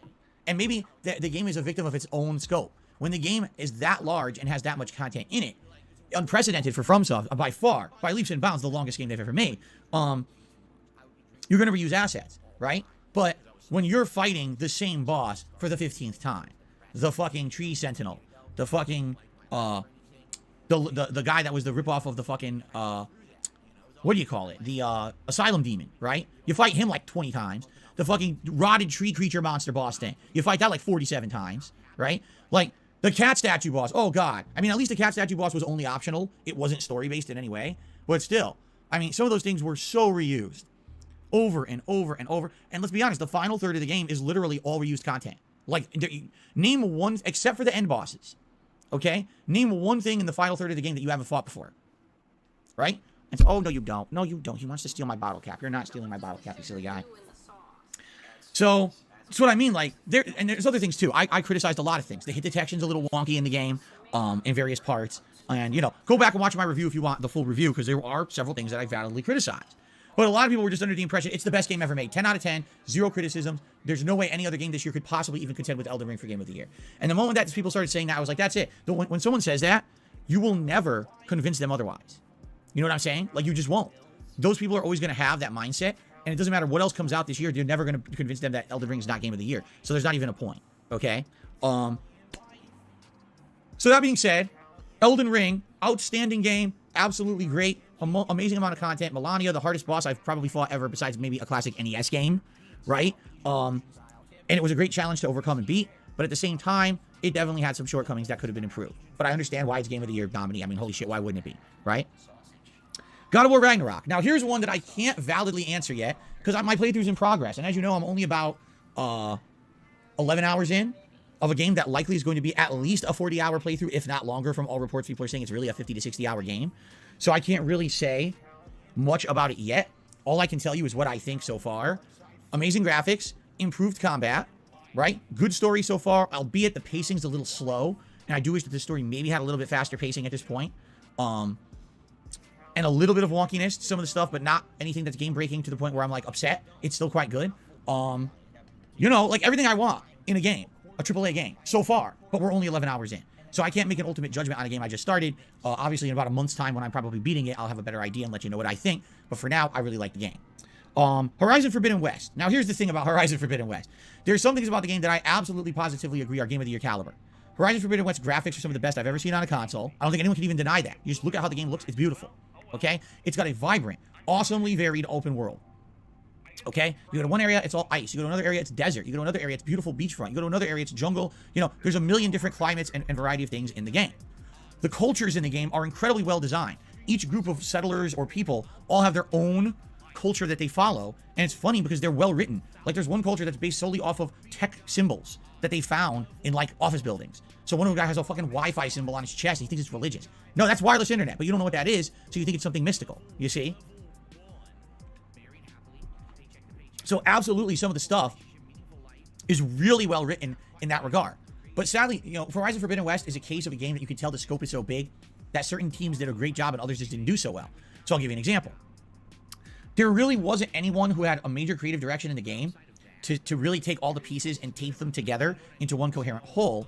And that really stands out when you start exploring the open world and you realize a lot of the content in the game is completely superfluous to anything important. You know, there's an entire side village that I went to. All right. And it has its own plot line, and it has all this stuff going on in it, right? You have to fight a bunch of unique enemies or whatever. There's a plot with a guy, you know, a village leader or whatever. You spend like a couple hours there doing all these missions and everything for it. You finish the plot line, and you realize, not only did that have nothing to do with the story of the game, it wasted your time. You didn't even get a reward for doing it that was worth doing. It was just a complete waste. And what you could tell is they wanted to have it as side content to say, hey, this game has side content. But there was no creative director who sat there and said, let's make all the side content mean something, right? Case in point, one of the worst things they did in that game is they made entire things that used to be fun in the first game a complete waste of your time. The cauldrons, for example. In the first game, there was a series of dungeons where if you conquer this dungeon, it was all technology. You go in there, there's all traps and you know, robots and things to kill and puzzles to solve and a big boss fight at the end. And if you beat that dungeon, all right, usually you would get some really unique loot that was really worth it, and you would get the ability to hack a certain enemy type. So now when you left that dungeon, you could now actually hack an enemy in the wild, and it would help you as an ally. Some of them you could ride around. So it actually significantly improved your gameplay experience. You felt like, wow, I went and did a really difficult thing, and I got rewarded for it, okay? In Horizon Forbidden West, the cauldrons return, but after you do the entire cauldron dungeon, you literally get nothing. You don't get any unique armor. You don't get any big reward. You get the ability to hack an enemy, but then you have to go out, and you have to gather insanely rare crafting resources. The only way you can get them is by repeatedly hunting down rare enemies over and over and over, and then hope for an RNG lucky drop of the item you're looking for. And then when you finally get several of them, then you can craft the ability to hack the robot. So it's kind of like, do the dungeon, overcome the giant hurdle. You did it. Oh, by the way, now here's 10 more grindy hours before you can get your reward. But it was immediate good reward at the first game. Why did you make it grindy in a second? Why did you punish the gamer for playing the sequel? And a lot of the game was like that. It felt like, again, if they had an overall person who was creatively controlling the game and saying, let's make it all balanced, let's make it all mesh together well, the game would have been better. It didn't feel like that. It felt like parts of the game were really fun and amazing, and other parts were boring as dirt and completely a waste of everybody's time, and there was no reason for them to even be in the game, nor to even, you know, have to be designed like that. It was just very odd how the game was. So I agree the game is good, but I don't think Horizon Forbidden West is a game of the year. I just don't see how it could be. The game has a lot of flaws, and that actually, you want my opinion? I actually don't think it's as good as the first game. I think the first game is better because it's better paced, and the plot's better, and it doesn't get lost in itself like this game does. If anything, the graphics are outstanding. I don't think anyone's ever ever going to fault the game for its graphics. But even people who are big fans, like my wife, was a humongous fan of the original Horizon. She played it twice over the years and loved the game and could not wait for Horizon Forbidden West. When she beat Forbidden West, she was like, wow, that game was a terrible ending and really disappointing. There you go. Stray. I think all of you who follow me know my love for this game. Number one, because it stars a cute cat, and I have a cat as a pet, and so therefore already tugged at my heartstrings. The fact that the game was unique in the way that it played. You never really played as a cat like this before in any video game. It had really cool puzzles, interesting, ingenious, you know, combat and stuff. It was really well done. Really, no, it wasn't about a platformer game with oh, you have to kill a bunch of enemies. It was just about survival and the unique ways to get around and solve puzzles and things. The visuals were absolutely gorgeous. I couldn't believe how good the game looked on PS5. I just couldn't. I was blown away. And a meaningful plot. At the end of the game, I couldn't believe it, but I actually cried. Yeah, I cried at the end of Stray, man. And I'm not ashamed to say that. Guys, it is official. Meaningful is going to be back and it's going to stay. Meaningful has earned its right to come back into the fold. There we go. So it's just a double bingo for now. You know, a middle row and diagonal from top left to bottom right. But still, he said the word meaningful. That's been 3 times now. So I think it's earned its way back into the fold. I think we can all agree we've gave it several different trials and it's came through every single time. It's persevered.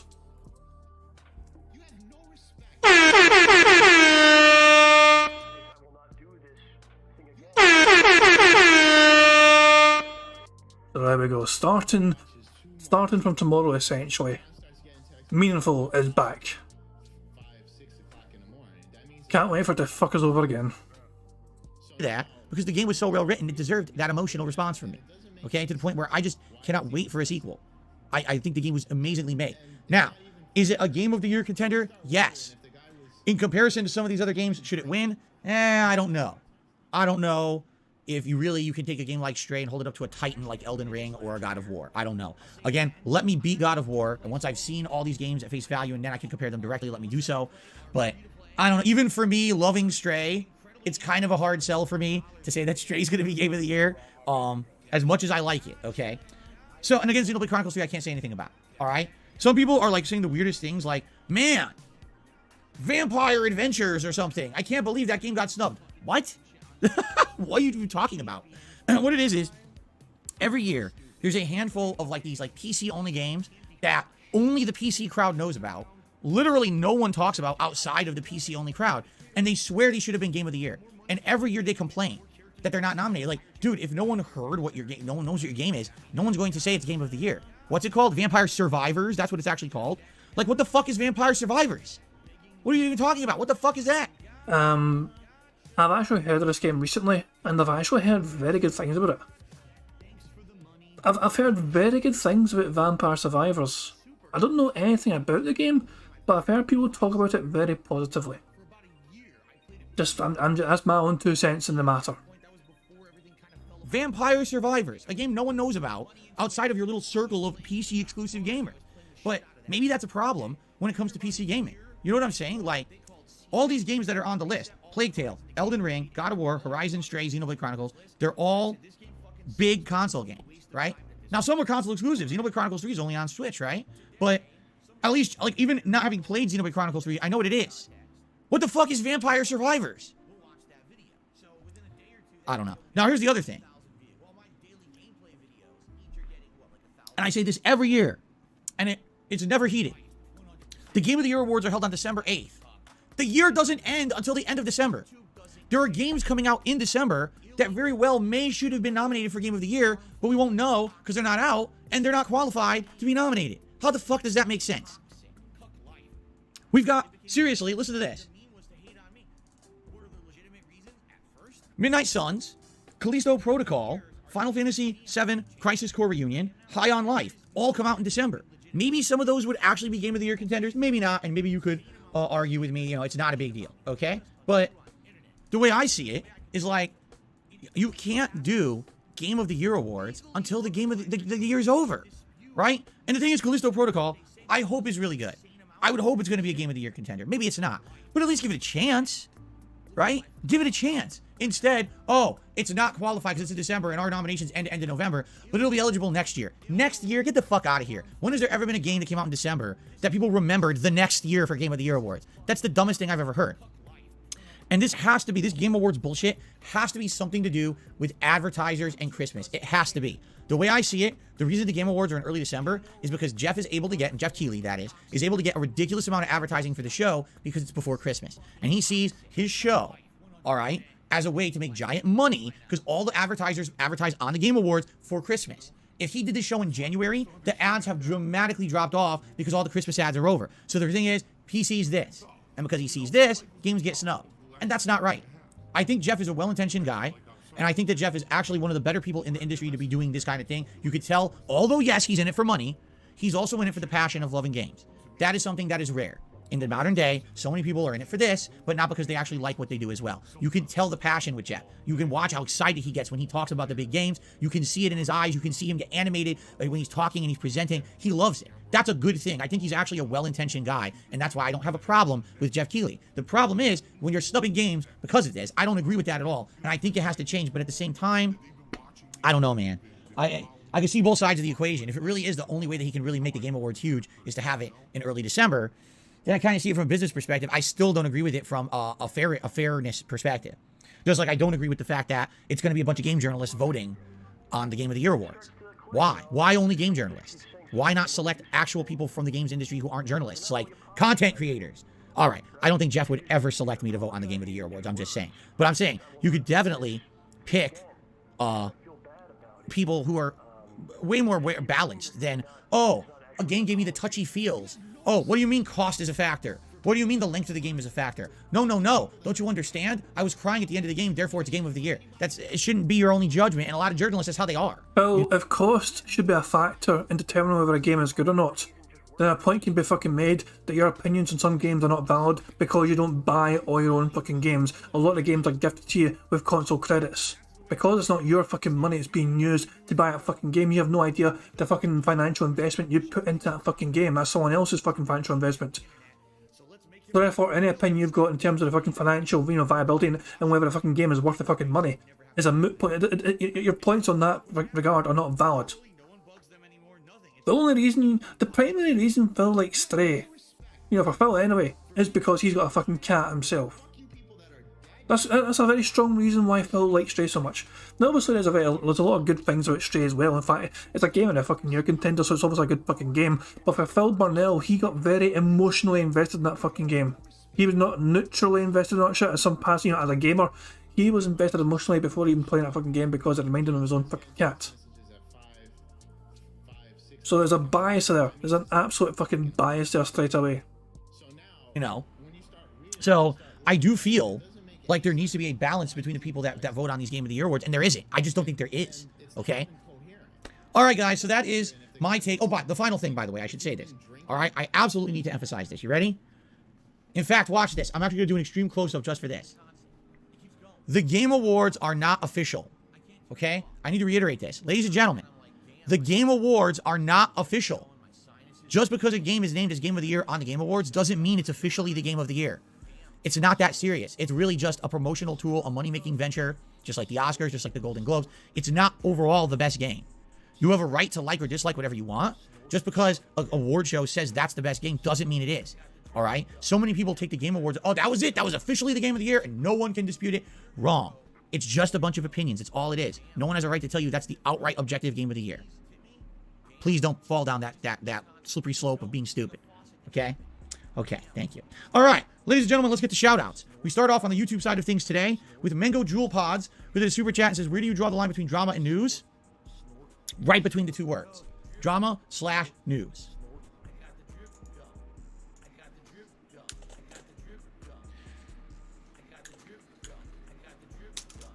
But anyway, with a more reasonable take on that answer, sometimes drama is news if it's really what everyone's talking about. Like, for example, Sonic Frontiers comes out. It's the best reviewed Sonic game in a decade. Thumbs up, right? That's news. That's positive news. Okay? A video game reviewer / YouTuber makes a video negative about it. All of a sudden, the reviews are tanking. That's still news. It's drama, but it's still news. Okay? But I guess for me, what it would be is, how can I say? It really depends on the kind of news you're trying to cover. All right? And yes, sometimes it could be a gray area, and sometimes it could be a tricky thing to figure out. For me, like, it's different when it comes to a product or a person. Well, here's what I mean by that. All right. For example, if you wanted to criticize me or do something about Phil did this on his stream. Well, that's something public facing that I did. And even though it could be drama, it could also be reported as news. If you want to rightly criticize me and say Phil has become way too e-begging. Money, money, yeah, yeah. Money, money, oh, money, money, yeah, yeah. Money, money. Thank you very much to Ice Yamamoto for a super chat. He says he doesn't get that it's the viewers that select Game of the Year and not the journalists. It shows what he knows. Well, there you go. Phil Bonnell, as usual, did very fucking little research into the fucking event in general, and he thinks it's just all fucking journalists deciding things arbitrarily by them fucking selves. I don't think anyone's surprised that Phil Bonnell did zero fucking research into it. So, there you go. It is what it fucking is. And yeah, it was a well-timed pop-up, yeah. But thank you very much, Ice Yamamoto, for the super chat, and I do appreciate it. And hopefully, as I said, hopefully, guys, we at a full house today. We are 4 away from a full house. We are 2 snorts away from a free space, and we're about 20 likes away from another free space. Phil's like 79 likes right now, so he might get to blow bubbles before playing the game, which would be another free space for us, which might mean we only need 2 things to happen here. So fingers crossed. In the last, several months to years, and you show examples of that, you could be, even though that's drama, you could still kind of consider that news coverage because it's something public facing, it's something to happen. Okay, drama will be like behind the scenes shit that's no one's business, and now you're trying to drudge it up to try to get attention for yourself. You know what I'm saying? Like, oh, I found out that this secret thing about Phil behind the scenes has nothing to do with his content, but it's his personal life, and I drudged it up, and now here's something dramatic. That's different. So you know what I mean? Like, it's the difference between front page newspaper news or fucking tabloid news. You see the difference? Although there's always going to be a different definition for everyone. A lot of those fucking tabloid publications actually think they're legit news. But this is a discussion for another day. Thank you for the super chat. Japupu has done a €10 super chat. Thank you to Japupu for the latest super chat. I appreciate that. Japupu. I like saying your name. Thank you for the super chat. Now we swing over to the tip side of things. Quick reminder today, guys. Since we're playing Sonic Frontiers today, in a rare move, the Sonic hat is eligible to be worn. I mentioned this an hour ago. I'll mention it again. If we raise the tips goal of $100 on stream today, I will put on the Sonic hat for the rest of the stream. I urge if someone was thinking of supporting the stream with tips, do it sooner rather than later. Last time we played Sonic Frontiers, we hit this last minute, and I put it on for only like 5 minutes. It sucked. We didn't have enough time with it, right? So it'd be great to hit this. Wow, that was an incredibly robust snort. We have a free space. This incredible earth-shattering snort. I put it on for only like 5 minutes. It sucked. We didn't have enough time with it, right? Thank God for that snort, because that means we have a free space. We hit 25 fucking snorts. His snorting has been out of control lately. So we have a free space, thankfully. We only need 3 things as things stand. So it'd be great to hit this sooner so we could actually have the Sonic hat for a longer period of time. Fair enough? And I'm only wearing this for Sonic Frontiers. Then it goes back into retirement until the next Sonic 3D game in another 10 years. Or whatever, how long it is. Okay? All right. Tips. Let's get started. Here we go. Ooh, hold on. Click. What is going on my touchpad? Was that a camera point? Or was he just fucking wagging his finger? Tips. It's like debatable. Or whatever, how long it is. Okay? It's debatable. And it's one of those things, what do you think? If we freeze it. My present thing. That's like right there. It's like a camera point. It's a very, very, very quick camera point.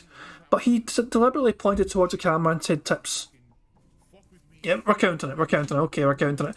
That is a bingo. One more bingo to add to the list. We are 3 away. Technically, we're 2 away because we've got a free space. We need Phil to say reality and no exaggeration.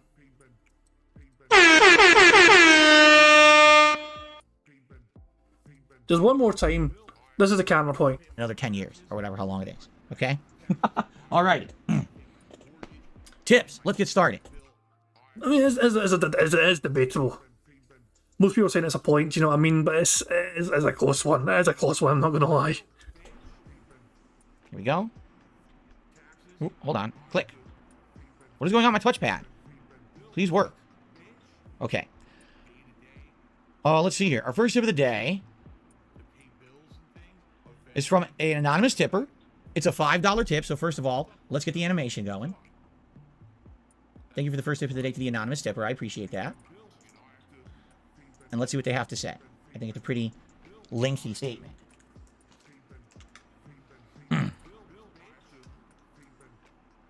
Oops. There we go. Okay. The anonymous $5 tipper says, I've been watching you way back when, since your days on your original channel on Dark Side Phil, so it's been over 10 years. I want to ask you if you're going to engage with the community and play games that we want. I feel like it would be a positive growth on your channel. It's frustrating, yes, that all new games are out at once, but I think it's beneficial to more for you, and I think it'll bring in more of an audience. So,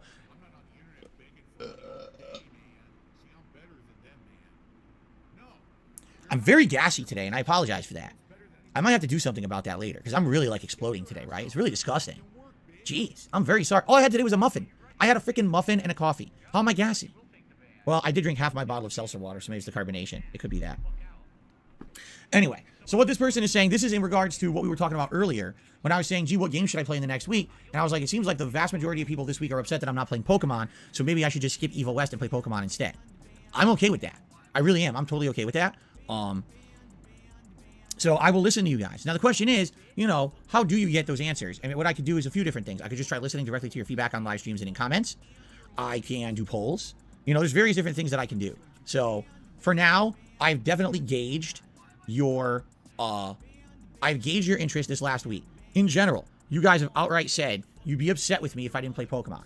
So I think, judging by your feedback and what people have been saying on my streams, I think that makes more sense. So what I will say is, it is official as of now.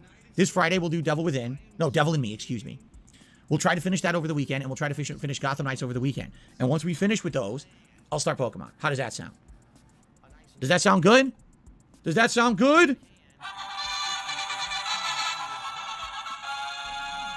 I think I had a better one than that, though. Was it this one? No. Hold on.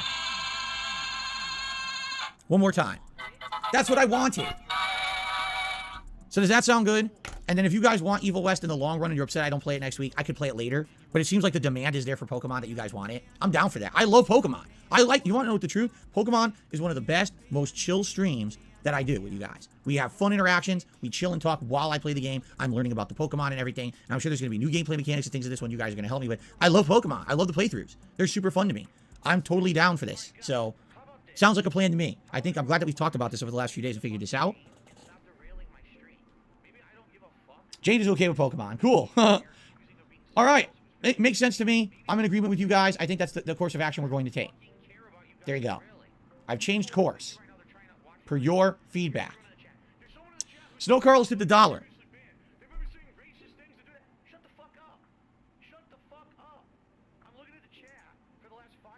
My hair? What is that? Look at the hair sticking out. Snow Carl tipped $1. Snow Carl asked the following. Where do you see yourself privately and professionally in 5 years' time? Privately and professionally. Privately. What it... I mean, it's a very simple fucking concept, Phil. You do try and keep the two things separate after all. So, yeah, where do you see yourself professionally in terms of how well you're doing YouTube, and outside of YouTube in terms of how you're doing in your life? Outside of doing YouTube shit. It's a basic fucking question. He's trying his absolute best to make Snowcrow sound like a fucking dum-dum for asking a question, but it's a very simple fucking question to answer. The problem is that Phil does not think that far ahead. He only thinks towards fucking next day, essentially. You know, the next, you know, the money he's got that fucking day. How fast can he fucking spend it? Privately and professionally. Like, privately is a weird way to even say it. Like, what I'm assuming you're asking, okay, is where do I see myself in my private life? Like, what's going on in my private life? Well, you know, I would hope, and you say 5 years. I say this is kind of just my end game plan. All right. Money, yeah, yeah. Money, oh, money, yeah, yeah. Money. Thank you very much to Black Mantra Super Chat. It says, holy Jesus, look at all those liver spots. Yeah, it's quite a lot. We can, yeah, quite a few of them. There's like one there, 2, 3, 4, 5. I'm counting 6. There's a tech with 2 here. There's might be one here. No, it's like 2, 3. Is this a 2 for here? I don't know. 2, 3, 4, 5. There's 6 or 7 on that forehead. 6 or 7 exist on that forehead. It's quite impressive. How soon until we have a liver spot count as part of the stream, says Cadsper. Tony's counting 9 on him, but I don't know. I don't want to be in charge of that. I really don't want to be in charge of that kind of thing personally.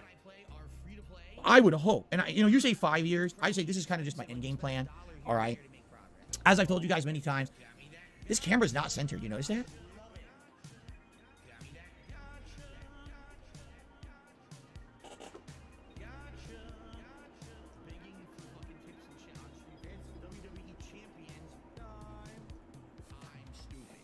That's a little better. Okay. Long-term goals for my life is, number one, I obviously want to get out of any kind of financial heat that I'm in. I'm definitely in a better situation than I was many years ago. At the same time, I'm definitely not good. There's many weeks when I'm living literally paycheck to paycheck, stream to stream, and it's tight and it's all the time. I'm going to try to stop mentioning that to you guys and stop with the e-begging so much. I think I've made good strides with that in the last week and a half, 2 weeks. At the same time, yeah, it's still bad. Like, no exaggeration, full transparency. This is one of those weeks where things are... He said no exaggeration. Technically, we're 1 away from a full house because we have a free space. No exaggeration was said. That's amazingly, that's not a bingo. We can't go across the way. We can't go up down the way. There's not a bingo. No horns for that. But technically, we're 1 away. He needs to either ban somebody or say reality. Are incredibly tight, and I'm hoping I have enough money for my day off this week, but I'm not going to be constantly harping on it and mentioning it. I don't want that to be carrying over to my streams anymore. But the goal is to not be in that situation anymore. You see, what I need to do is stay the course and build up my credit to the point where I can do stuff with it again, meaning take out loans or refinance my home, and then I could get out of the back debt that I'm in. And when I'm out of the back debt, hopefully then I'll be able to afford the current debt, and then I won't have these People are suggesting he said reality already. When? Was it recent? I can rewind this clip a wee bit and see. But as far as I'm aware, Phil hasn't said reality unless he's said it recently and I just missed it. I mean, if I missed it, I don't mind rewinding a wee bit. But if people, let me know, guys. Let me know. This is the thing. I miss some things on this card. I'm pretty bad at times. I try to, see and get things sometimes. But, yeah. Some people just admit they don't think he said it. Okay, that's what I was thinking. I would have happily rewound it if I had seen. I think we're in a good position. Phil could say it.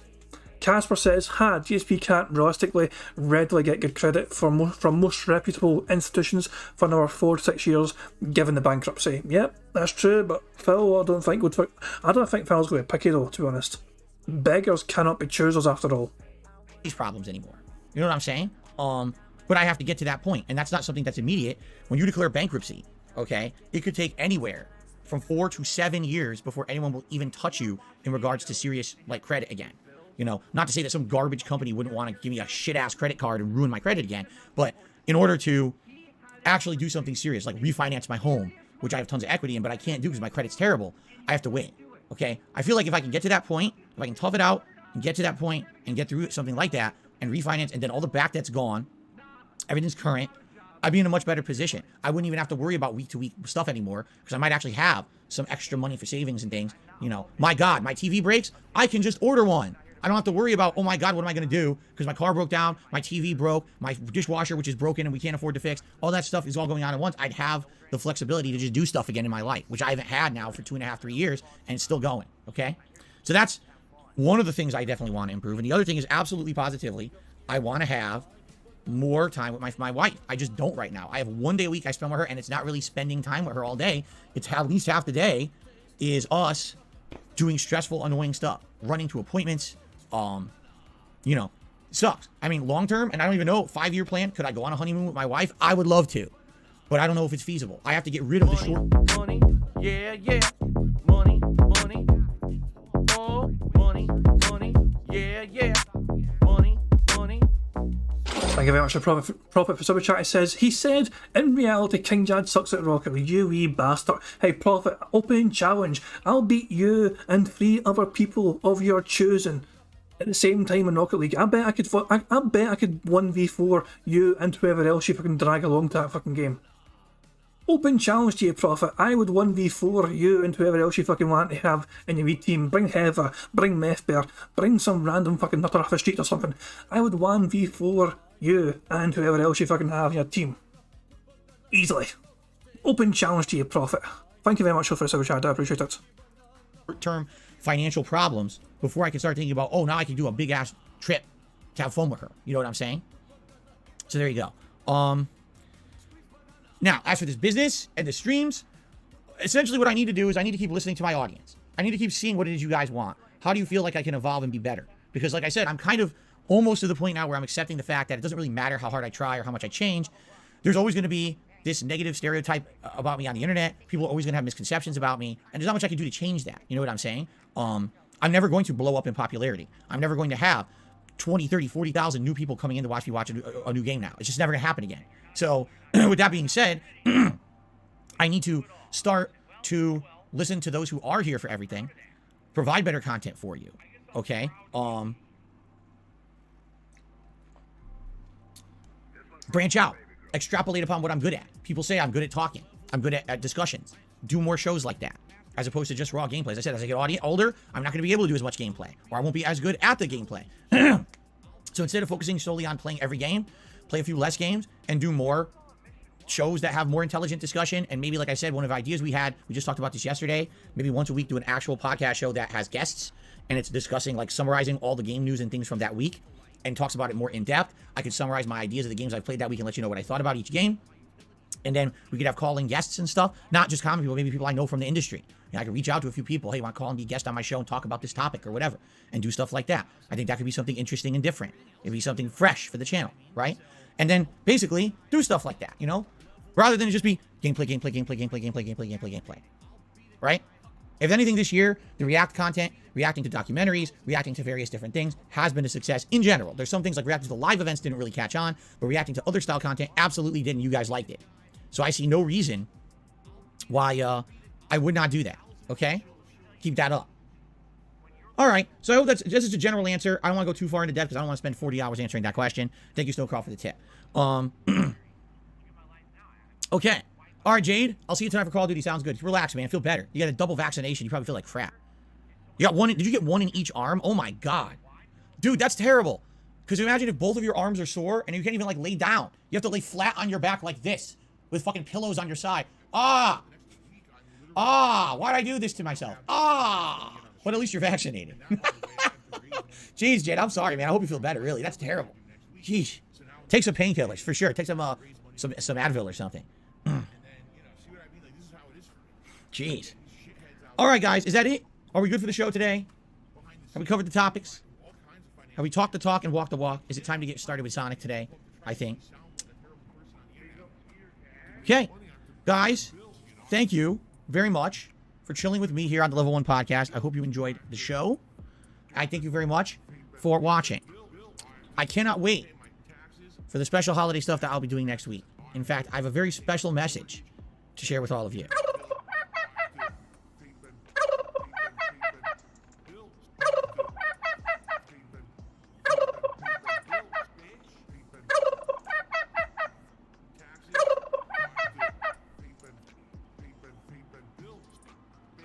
Okay, let's swap over. I do have to pee quickly, but that's about it. Something that it'll be very quick. It won't be a big deal. And then we'll jump into Sonic. I didn't even turn on my console today. I was very lazy.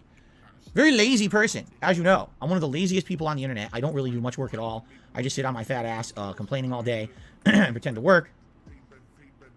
Yeah, right. What's hilarious is the people who say that are the people who sit here and just watch my stuff all day and don't make their own. But I'm lazy, right? I'm the lazy dude, but you're the one who just sits around watching my fucking shit all day, and if I didn't make content, you literally would have nothing to do with yourself, right? That's right, begging as well. I am one of the biggest beggars on the planet. Everyone knows this. You know, I would agree with you if you were talking about me a couple weeks ago, because I was pretty bad. Like I said, when Moist Critical said that, and I was like, okay, so let me go back and watch. And then I watched the Scorn deal, and I was like, oh my God. I was like disgusted with myself. I really was. I was like, and it sucks because, I mean, obviously I did it for a reason. I was acting like that for a reason. Like I was really scared about stuff in the short term. And I was like, damn, you know, I really need to help right now. And I was nervous that if I didn't say the stuff that I said, that people would not support my streams enough to get by. We're used to it. Don't worry, Phil. Right? But at the same time that was happening, right? Basically, I look it back and I'm like, dude, I'm disgusted at myself because I don't like people who act like that. And here I am being like that. Like, that's me right now, you know? And sometimes it does. It takes someone like that, because it's one thing when you're haters and detractors and shit fucks constantly say dumb shit about you, okay? I could give a fuck what Rich from Review Tech USA does because he literally benefits off of me every day. So why the fuck would I care about a thing he has to say? But when someone who literally has nothing to gain from you says something like that about you, you realize that it probably rings true better. I feel like I actually owe Moist Critical a thank you for calling me out like that, because it made me realize that I was doing a very wrong thing and I needed to... What a bitch. Imagine it takes a big fucking YouTuber to fucking point out you're being an arsehole. It's like, you know what, he's right. I ignored the hundreds of people. I ignored my own fans calling me on it. I ignored my detractors calling me on it. I ignored my peers calling me on it. But when this big massive fucking YouTuber says something about it, I think I'm going to just fucking be a bitch and say, yes sir, thank you sir, please insult me some more sir. What a little bitch. What the fuck, man? Jesus. Moist Critical broke DSP. He stopped. Moist Critical's words completely, well, it didn't completely kill the begging, but he certainly put a fucking big roadblock in the way, and he has somewhat curtailed the begging in some capacity just with his words alone. Imagine what else we could get DSP to fucking improve on if we get Moist Critical to talk about it. Maybe fucking show up to his streams looking a bit more professional. So I say that, but fucking Moist Critical is a bit similar. He rocks up in like a white t-shirt, doesn't he, usually, and fuck knows what he's wearing underneath, whatever. But the fact of the matter is, Phil turns up to his streams wearing pyjama bottoms a lot of these times. It's fucking ridiculous. At the very least, Phil, just don't fucking wear your fucking pyjamas to fucking work. I mean, it's not asking for much, is it? Stop. And even though, you know, right, like I said, even though things haven't really changed, like, for example, this week's a short streaming week for me. I have today and tomorrow, and then my day off Wednesday. If these 2 days don't go well for me, my Wednesday's kind of screwed. I'm going to have to tell my wife we can't even do half the shopping we need to do. But I'm not going to sit here and talk about it all day. I refuse. I don't want that to be my streams. And I'm of the impression that as long as I'm putting out an entertaining stream for you guys, that you'll support it regardless. So why am I going to sit here and talk about money, money, money all day, right? I'm not going to. Okay? All right, more tips came in, actually. I got a $1 tip here from Still Carl. He says, GeoGuessr Trivia Games. I have no idea what that is, and I don't really care. I never heard of it. I got a $5 tip. The Giving King tipped $5. Says, no exaggeration, reality. So it sounds to me like this person is trying to make fun of some of the mannerisms I have in my speech or my dialect, because I do say that. I say, oh, I'm going to be honest, no exaggeration, in reality. Oh my fucking god. Oh my fucking god. Somebody baited it. Somebody baited it. Who? Who did this? Hold on a second. The Giving King tipped $5. Says, no exaggeration, reality. Who was it? Which one of you guys did it? One of you guys has done this. You deliberately manipulated the game of bingo. Someone fess up. I cannot believe this. Someone actually got Phil to say it. This is deliberate interference, yes. It's one of those things. Oh, Jesus, man. So it sounds to me like this person is trying to make fun of some of the mannerisms I have in my speech or my dialect, because I do say that. Hang on. I say, oh, I'm going to be honest, no exaggeration, in reality. I say that all the time. It's just a mannerism of my speech. It doesn't actually mean anything. It's just something that I tend to say, yes, either for emphasis or, by the way, let me play the animation. Either for emphasis, because I think that when I say that, people may pay attention a little bit more, or because my mind is trying to calculate the next thing that I'm going to say. And so it needs a filler. So rather than me saying, duh, well, do, you know. You say quite a lot though, Phil. My mind tries to actually say some words that make sense in the sentence I'm saying, so it says some of those mannerisms. Absolutely, positively, I agree there too. I say that a lot. There's a lot of mannerisms that I say all the time. Oh, for fuck's sake, man. Jesus Christ. I cannot believe one of you guys fucking got him to say it. You baited it. We had 3 left, so we had lean and ban, no exaggeration, and reality. Oh my god. Yes, he said it. Yes, he said it. Oh, it feels cheap to count it, but in fact, who did it? I need a confession. If I'm going to count it, I want somebody to prove they tipped Phil. Somebody gave Phil $5 to get him to say that. If it was one of you guys, prove it. If I'm going to count this, I need an open and honest confession. Who fucking did it? It's bizarre. It feels so cheap to count this. It really does feel. Yeah, the guy's name was like the Given King. What the fuck? Jesus Christ. Okay, guys. Hell, man. Jesus Christ. Has the guy ever tipped? Hang on. I'm kind of curious. I'm kind of curious. Has the Given King ever tipped before in the history of, like, ever? So, we'll search Giving. No, that's no. Okay, no, so that's not in the names or anything. I'll get show you. So there's more examples, 2 seconds. Every single result so far is straight from the message of the. Yeah, the Giving King has never tipped before ever. Jesus. Okay, guys, right. So, here's what I'm gonna do. Full house. We got a full house. We got a full house, guys. I don't even know how many bingo horns that is to count. But, fuck it, I'll play it. I don't even know how many extra ones that is, but that's a full house, fuck it.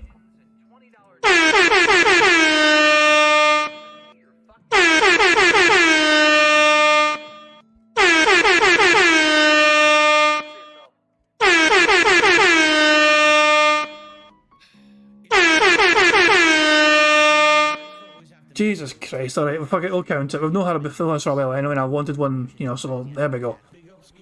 Guys, this is going to get harder though. We need, so this is what I was saying, we need a full list of people in the chat so we can pick a winner. So, mods, a wee bit of help please, we're good, you know, if you guys can like compile a list of everyone in the chat so we can spin the wheel and pick a winner. And then we can determine what prize they vote. Let's go to live, the game's over. There's Spike. So Phil's got $12 so far, he's not really done much, he's just lost a bunch of rings, big fucking deal. So there we fucking go. This is the thing, we need to... Jesus Christ, so hang on. Hold on a second, guys. Jesus Christ. Fucking somebody actually tipped Phil just to fucking get... You know what? It feels cheap. I'm going to count it. I am going to count it. But it feels cheap still using it, you know what I'm saying? To tip Phil to get him to say that thing, that's it deliberately. It does feel cheap. So, it's one of those things, like, we can't just bait Phil to say it. Look, Dashi has said he sent a list of the people. Has he? Over Discord? No, you haven't. I'm on Discord right now and I can't see any message. Right, guys, I'm trying to get this sorted now. I need to, first of all, I need to clear this. Can we? Hang on 2 seconds. 2 seconds. Right, Dashi sent me a list of names. That's a big list. Thank you very much, Dashi. That's a big help. And I'll need to remove my own name. I'm not eligible for a fucking prize. That'd be a bit unfair. The winner is me. Get fucked, guys. Right, 2 seconds. I'm gonna. So first thing, what I'm going to do here is 2 seconds. I'm trying my best to not make an arse of this. So, here we go. Select everything here, paste this in. We have names and they're in alphabetical order. Let's get my name removed. There we fucking go. Guys, who wants their name included or whatever? Prophet says remove his name. You sure? You're broke now after... I did not give Phil... Why would I tip him? Why would I tip him to deny myself even more, lose even more fucking money? Jesus Christ. Tom Tony's asking, is he in?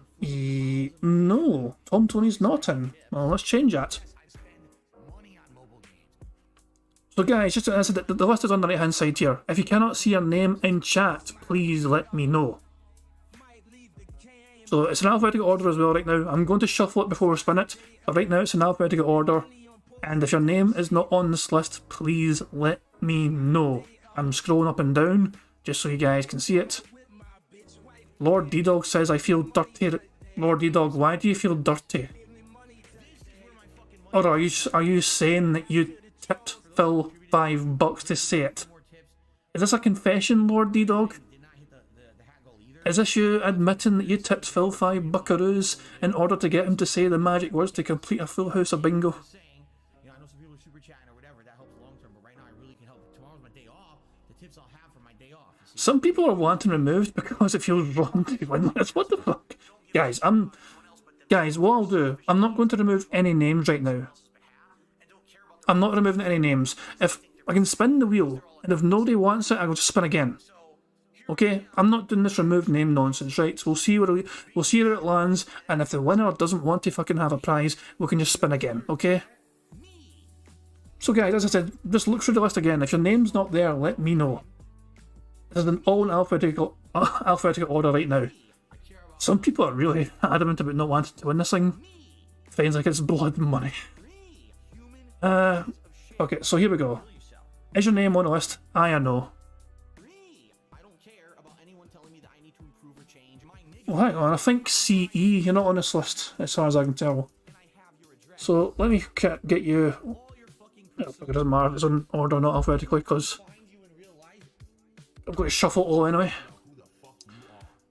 Okay, BST, you're on the list. Heather P, you're on the list. Moxie, you're on the list. Cool. I'm just kind of reading through everyone in chat. I'm seeing talking right now. Some guy, you're not on the list. Some guy named Steve is not on the list. And he says so himself to her. So, named. There you go. You're on the list now. Some guy named Steve. Cool. Juan Soto, you are on the list. Sure, you're good. I did nothing wrong is on the list. Cool. Okay, guys, Mr. Different Label, you're on the list. Cool. Bike Leaks, yes, you're on the list. Quasar, you're on the list. Yes, cool. I don't think anyone's missing. Okay, cool. Aisha Moto, you're on the list. Yes, you are. Cool. Guys, I think I'm going to spin it. Remember, if you don't want the prize, if you don't want to be a winner, if you feel this game's a tarnished game, then by all means, just say you don't want to win, and I will spin again. Okay? Because there's quite a few people that are saying they don't want to win the prize if it lands on them. Dashi, you don't have an auto-win card. You got a sore shoulder, and I sympathise, but it's not a free bingo win shoulder soreness card or whatever you've got. Jesus Christ. And, cool stuff. Random.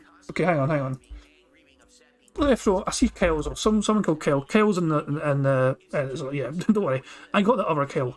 SCP Sofa, you're not on the list. So you're not. SCP Sofa's not on the list. That would have been pretty bad. Okay, I'm going to spin very soon.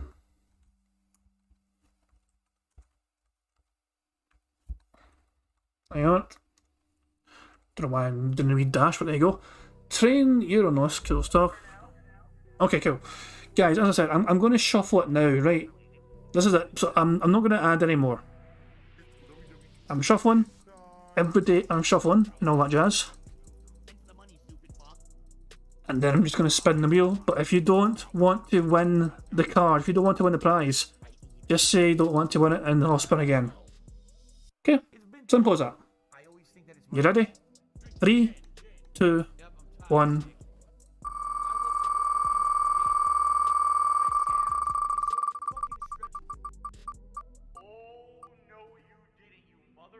Oh my god, Johnny Chase! Hold on. Johnny Chase, didn't your ass win last time? Johnny Chase has immediately said spin again. Johnny Chase has very graciously said spin again. Johnny Chase is a previous winner. He landed him again just barely. But he has said straight away spin again, which is very kind of him. Thank you very much, Johnny Chase. Good lad. Good heart, you pal. Let's spin again.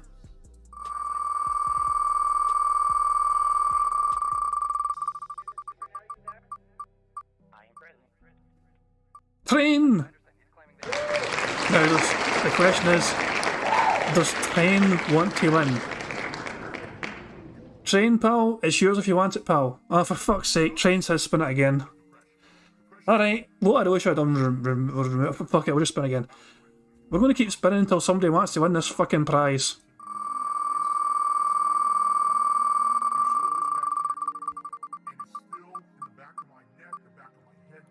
Meth Bear. Well, Meth Bear. Does Meth Bear want to win? I'm sure I see him say. I'm sure I saw Meth Bear earlier on say he was not interested. but I want him to confirm it just to be sure. But Meth Bear, do you want to win the bingo?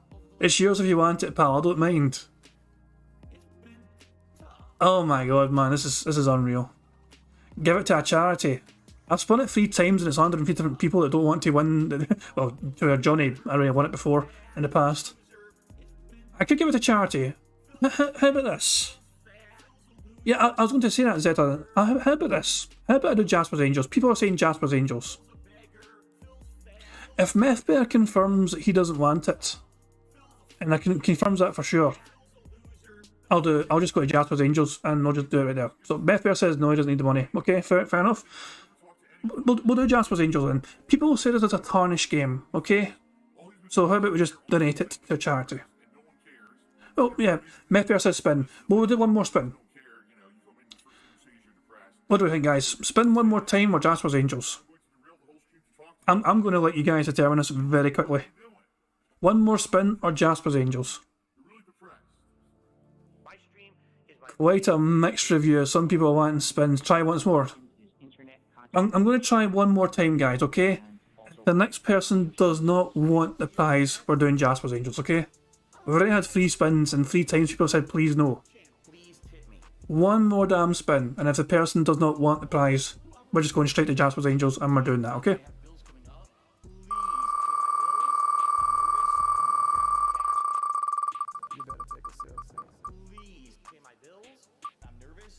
Some guy named Steve. So, I mean, it feels a bit mean of me to put some guy named Steve on the spot. If you want the prize, it's okay. I don't mind. But it's okay if you want it as well. So it's one of those things that either goes to you or it goes to a charity. So some guy named Steve, it's your call, pal. Do you want to be a winner or do you want to donate it to Jasper's Angels? It feels very weird to me to put, you know, some guy named Steve on the spot like that. But I'm just waiting for confirmation from some guy named Steve here.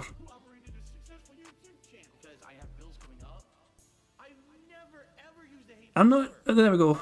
And some guy named Steve says just give it to charity. That's very kind of you, some guy named Steve. Big ups to some guy. So all you guys, this is what I'm saying. I wasn't sure.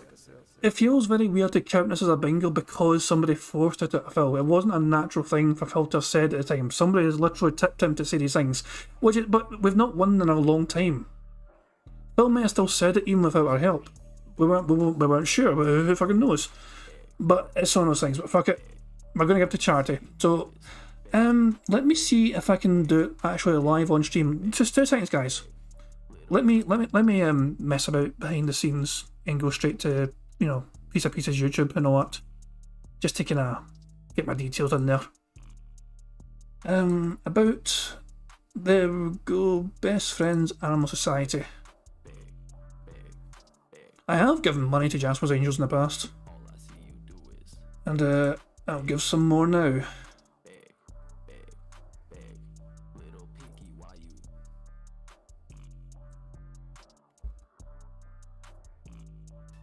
Whoops, wrong thing. Don't worry about that.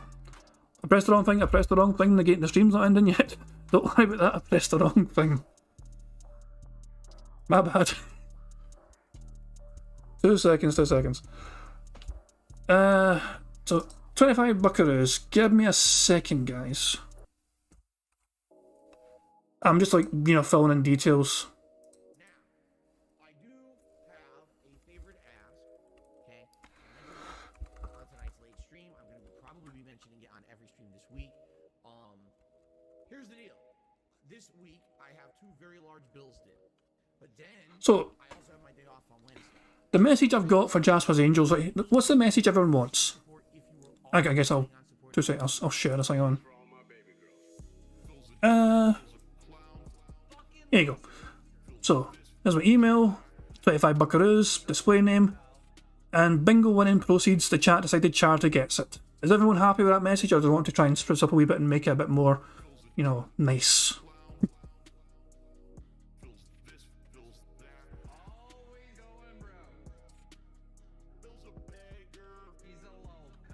$2KJ hype.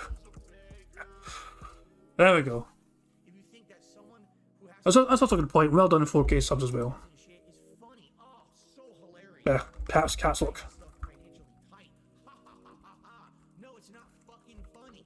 Now shut up.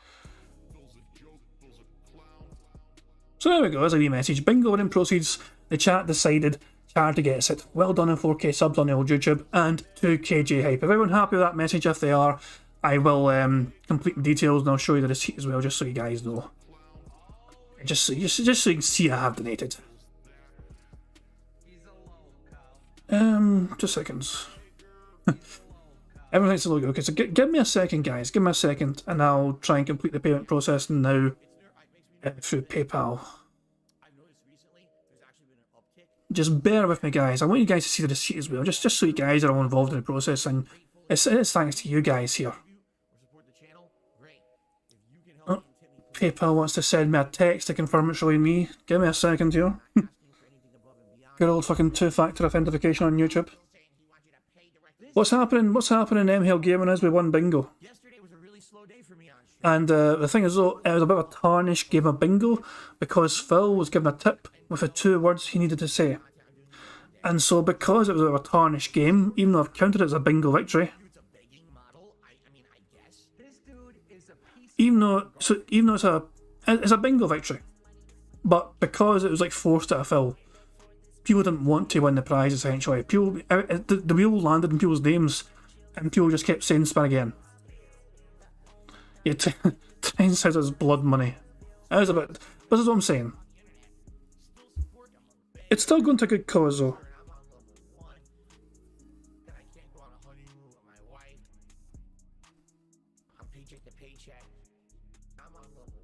But here we go. I'm going to make the payment now. 2 seconds. I'm completing the payment yet. Anyone confess yet? I thought Lord D-Dog was confessing at first. But I don't think he actually did. I think he just felt bad for accepting it in general. I wasn't sure. Donation complete. Fantastic stuff. Can I return to the homepage then? Return to the campaign. There we go. There we fucking go, guys. So here we go. There's our donation there. King Jad VCMP. Bingo winning proceeds. Chat decided charity gets it.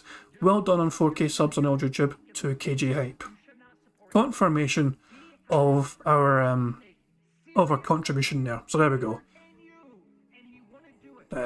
Payment. Let's see. So Jasper's Angels gets an extra 25 buckaroos onto their amazing tally. They've raised so piece of piece. Jasper's Angels got over $11,460 so far. Incredible stuff there from them. So well done to them. So yeah, guys. That's the end of bingo. We've actually won bingo. It was a full house today, and it was a bit of a wholesome ending, even though it was kind of forced at a full, the bingo, you could argue and shoot and all that stuff, but the fact of the matter is, we managed to do something good with that, you know, rather than just someone taking the money and pocketing it and feeling a bit bad, you know, blood money, whatever you fucking call it. It's just, we still got a win at the end of the day. It still does technically count as a win, and it goes to a good cause. Jasper's Angels is a good cause indeed, you know what I mean, so it's a good ending in my opinion, you know what I mean. So guys, thank you very much for joining me for some DSP Bingo. I do appreciate it. And yeah, I mean, cheers for keeping me right on the bingo card, for, you know, tips, super chats, all that jazz, you know, subscriptions, you know the drill. Thank you very much for always supporting me. And you know, I really do appreciate everyone that supports me, and you know, every little helps as well. And obviously for times us as well, you know, it's like money, so you guys also help out when if you can. And for a night like tonight, I can help, you know, give back as well. In this case, we're giving to a charity rather than just, you know, some random chat person, which is all because of you guys as well. You know, you guys are very generous yourself and all, you know, wholesome and all that jazz. You know, so the greed was not strong on this stream. It's not like Phil Bonnell. Phil Bonnell, the greed is very strong with him, but here it was a very giving mood, very charitable mood. 'Tis the season and all that jazz. So yeah. Well done, guys. We won bingo, we won DSP Bingo. It was a bit of a tainted game, I should say, but some good came of it in the end. But guys, thank you very much for joining me for some DSP Bingo. I do appreciate everyone, as I said, and I hope you guys join me tomorrow for some more DSP Bingo. Maybe we'll win legitimately, you know, maybe it won't be a tainted game or whatever tomorrow, but we'll have to wait and see. Until then, guys, hope you enjoy this here Monday, however you wish to spend it, and I'll catch you all tomorrow for some more DSP Bingo if you wish to join me then. But until then, have a good one, guys. Peace out.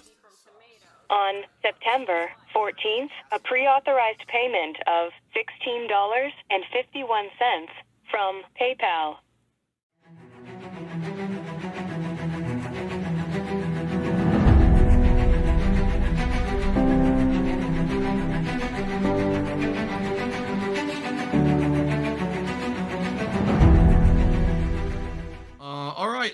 Bubbles has tipped me $1.30. It says, I'm back. What's your favorite type of shower?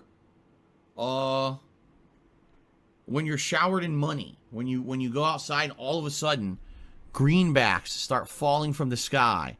And you raise your face up, you're like, oh, you start dancing, you go, oh, money, money, yeah, yeah. All right, I don't know what the hell you're talking about, but thank you for the first tip of the day.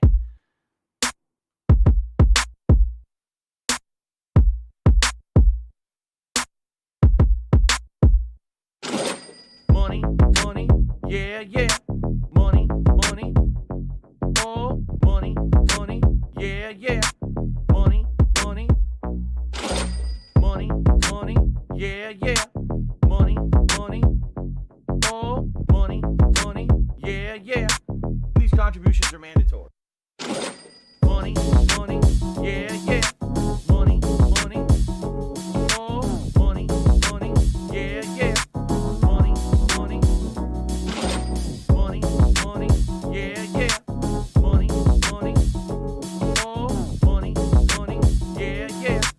These contributions are mandatory.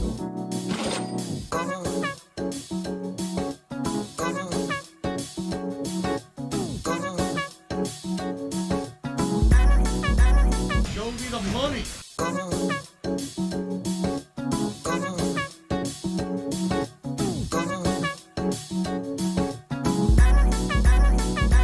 Free. Money, money, yeah, yeah.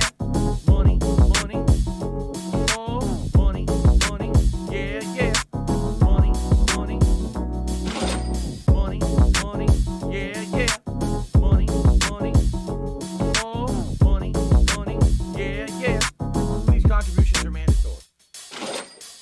And it's gone, just gone like that. In an instant, fucking gone.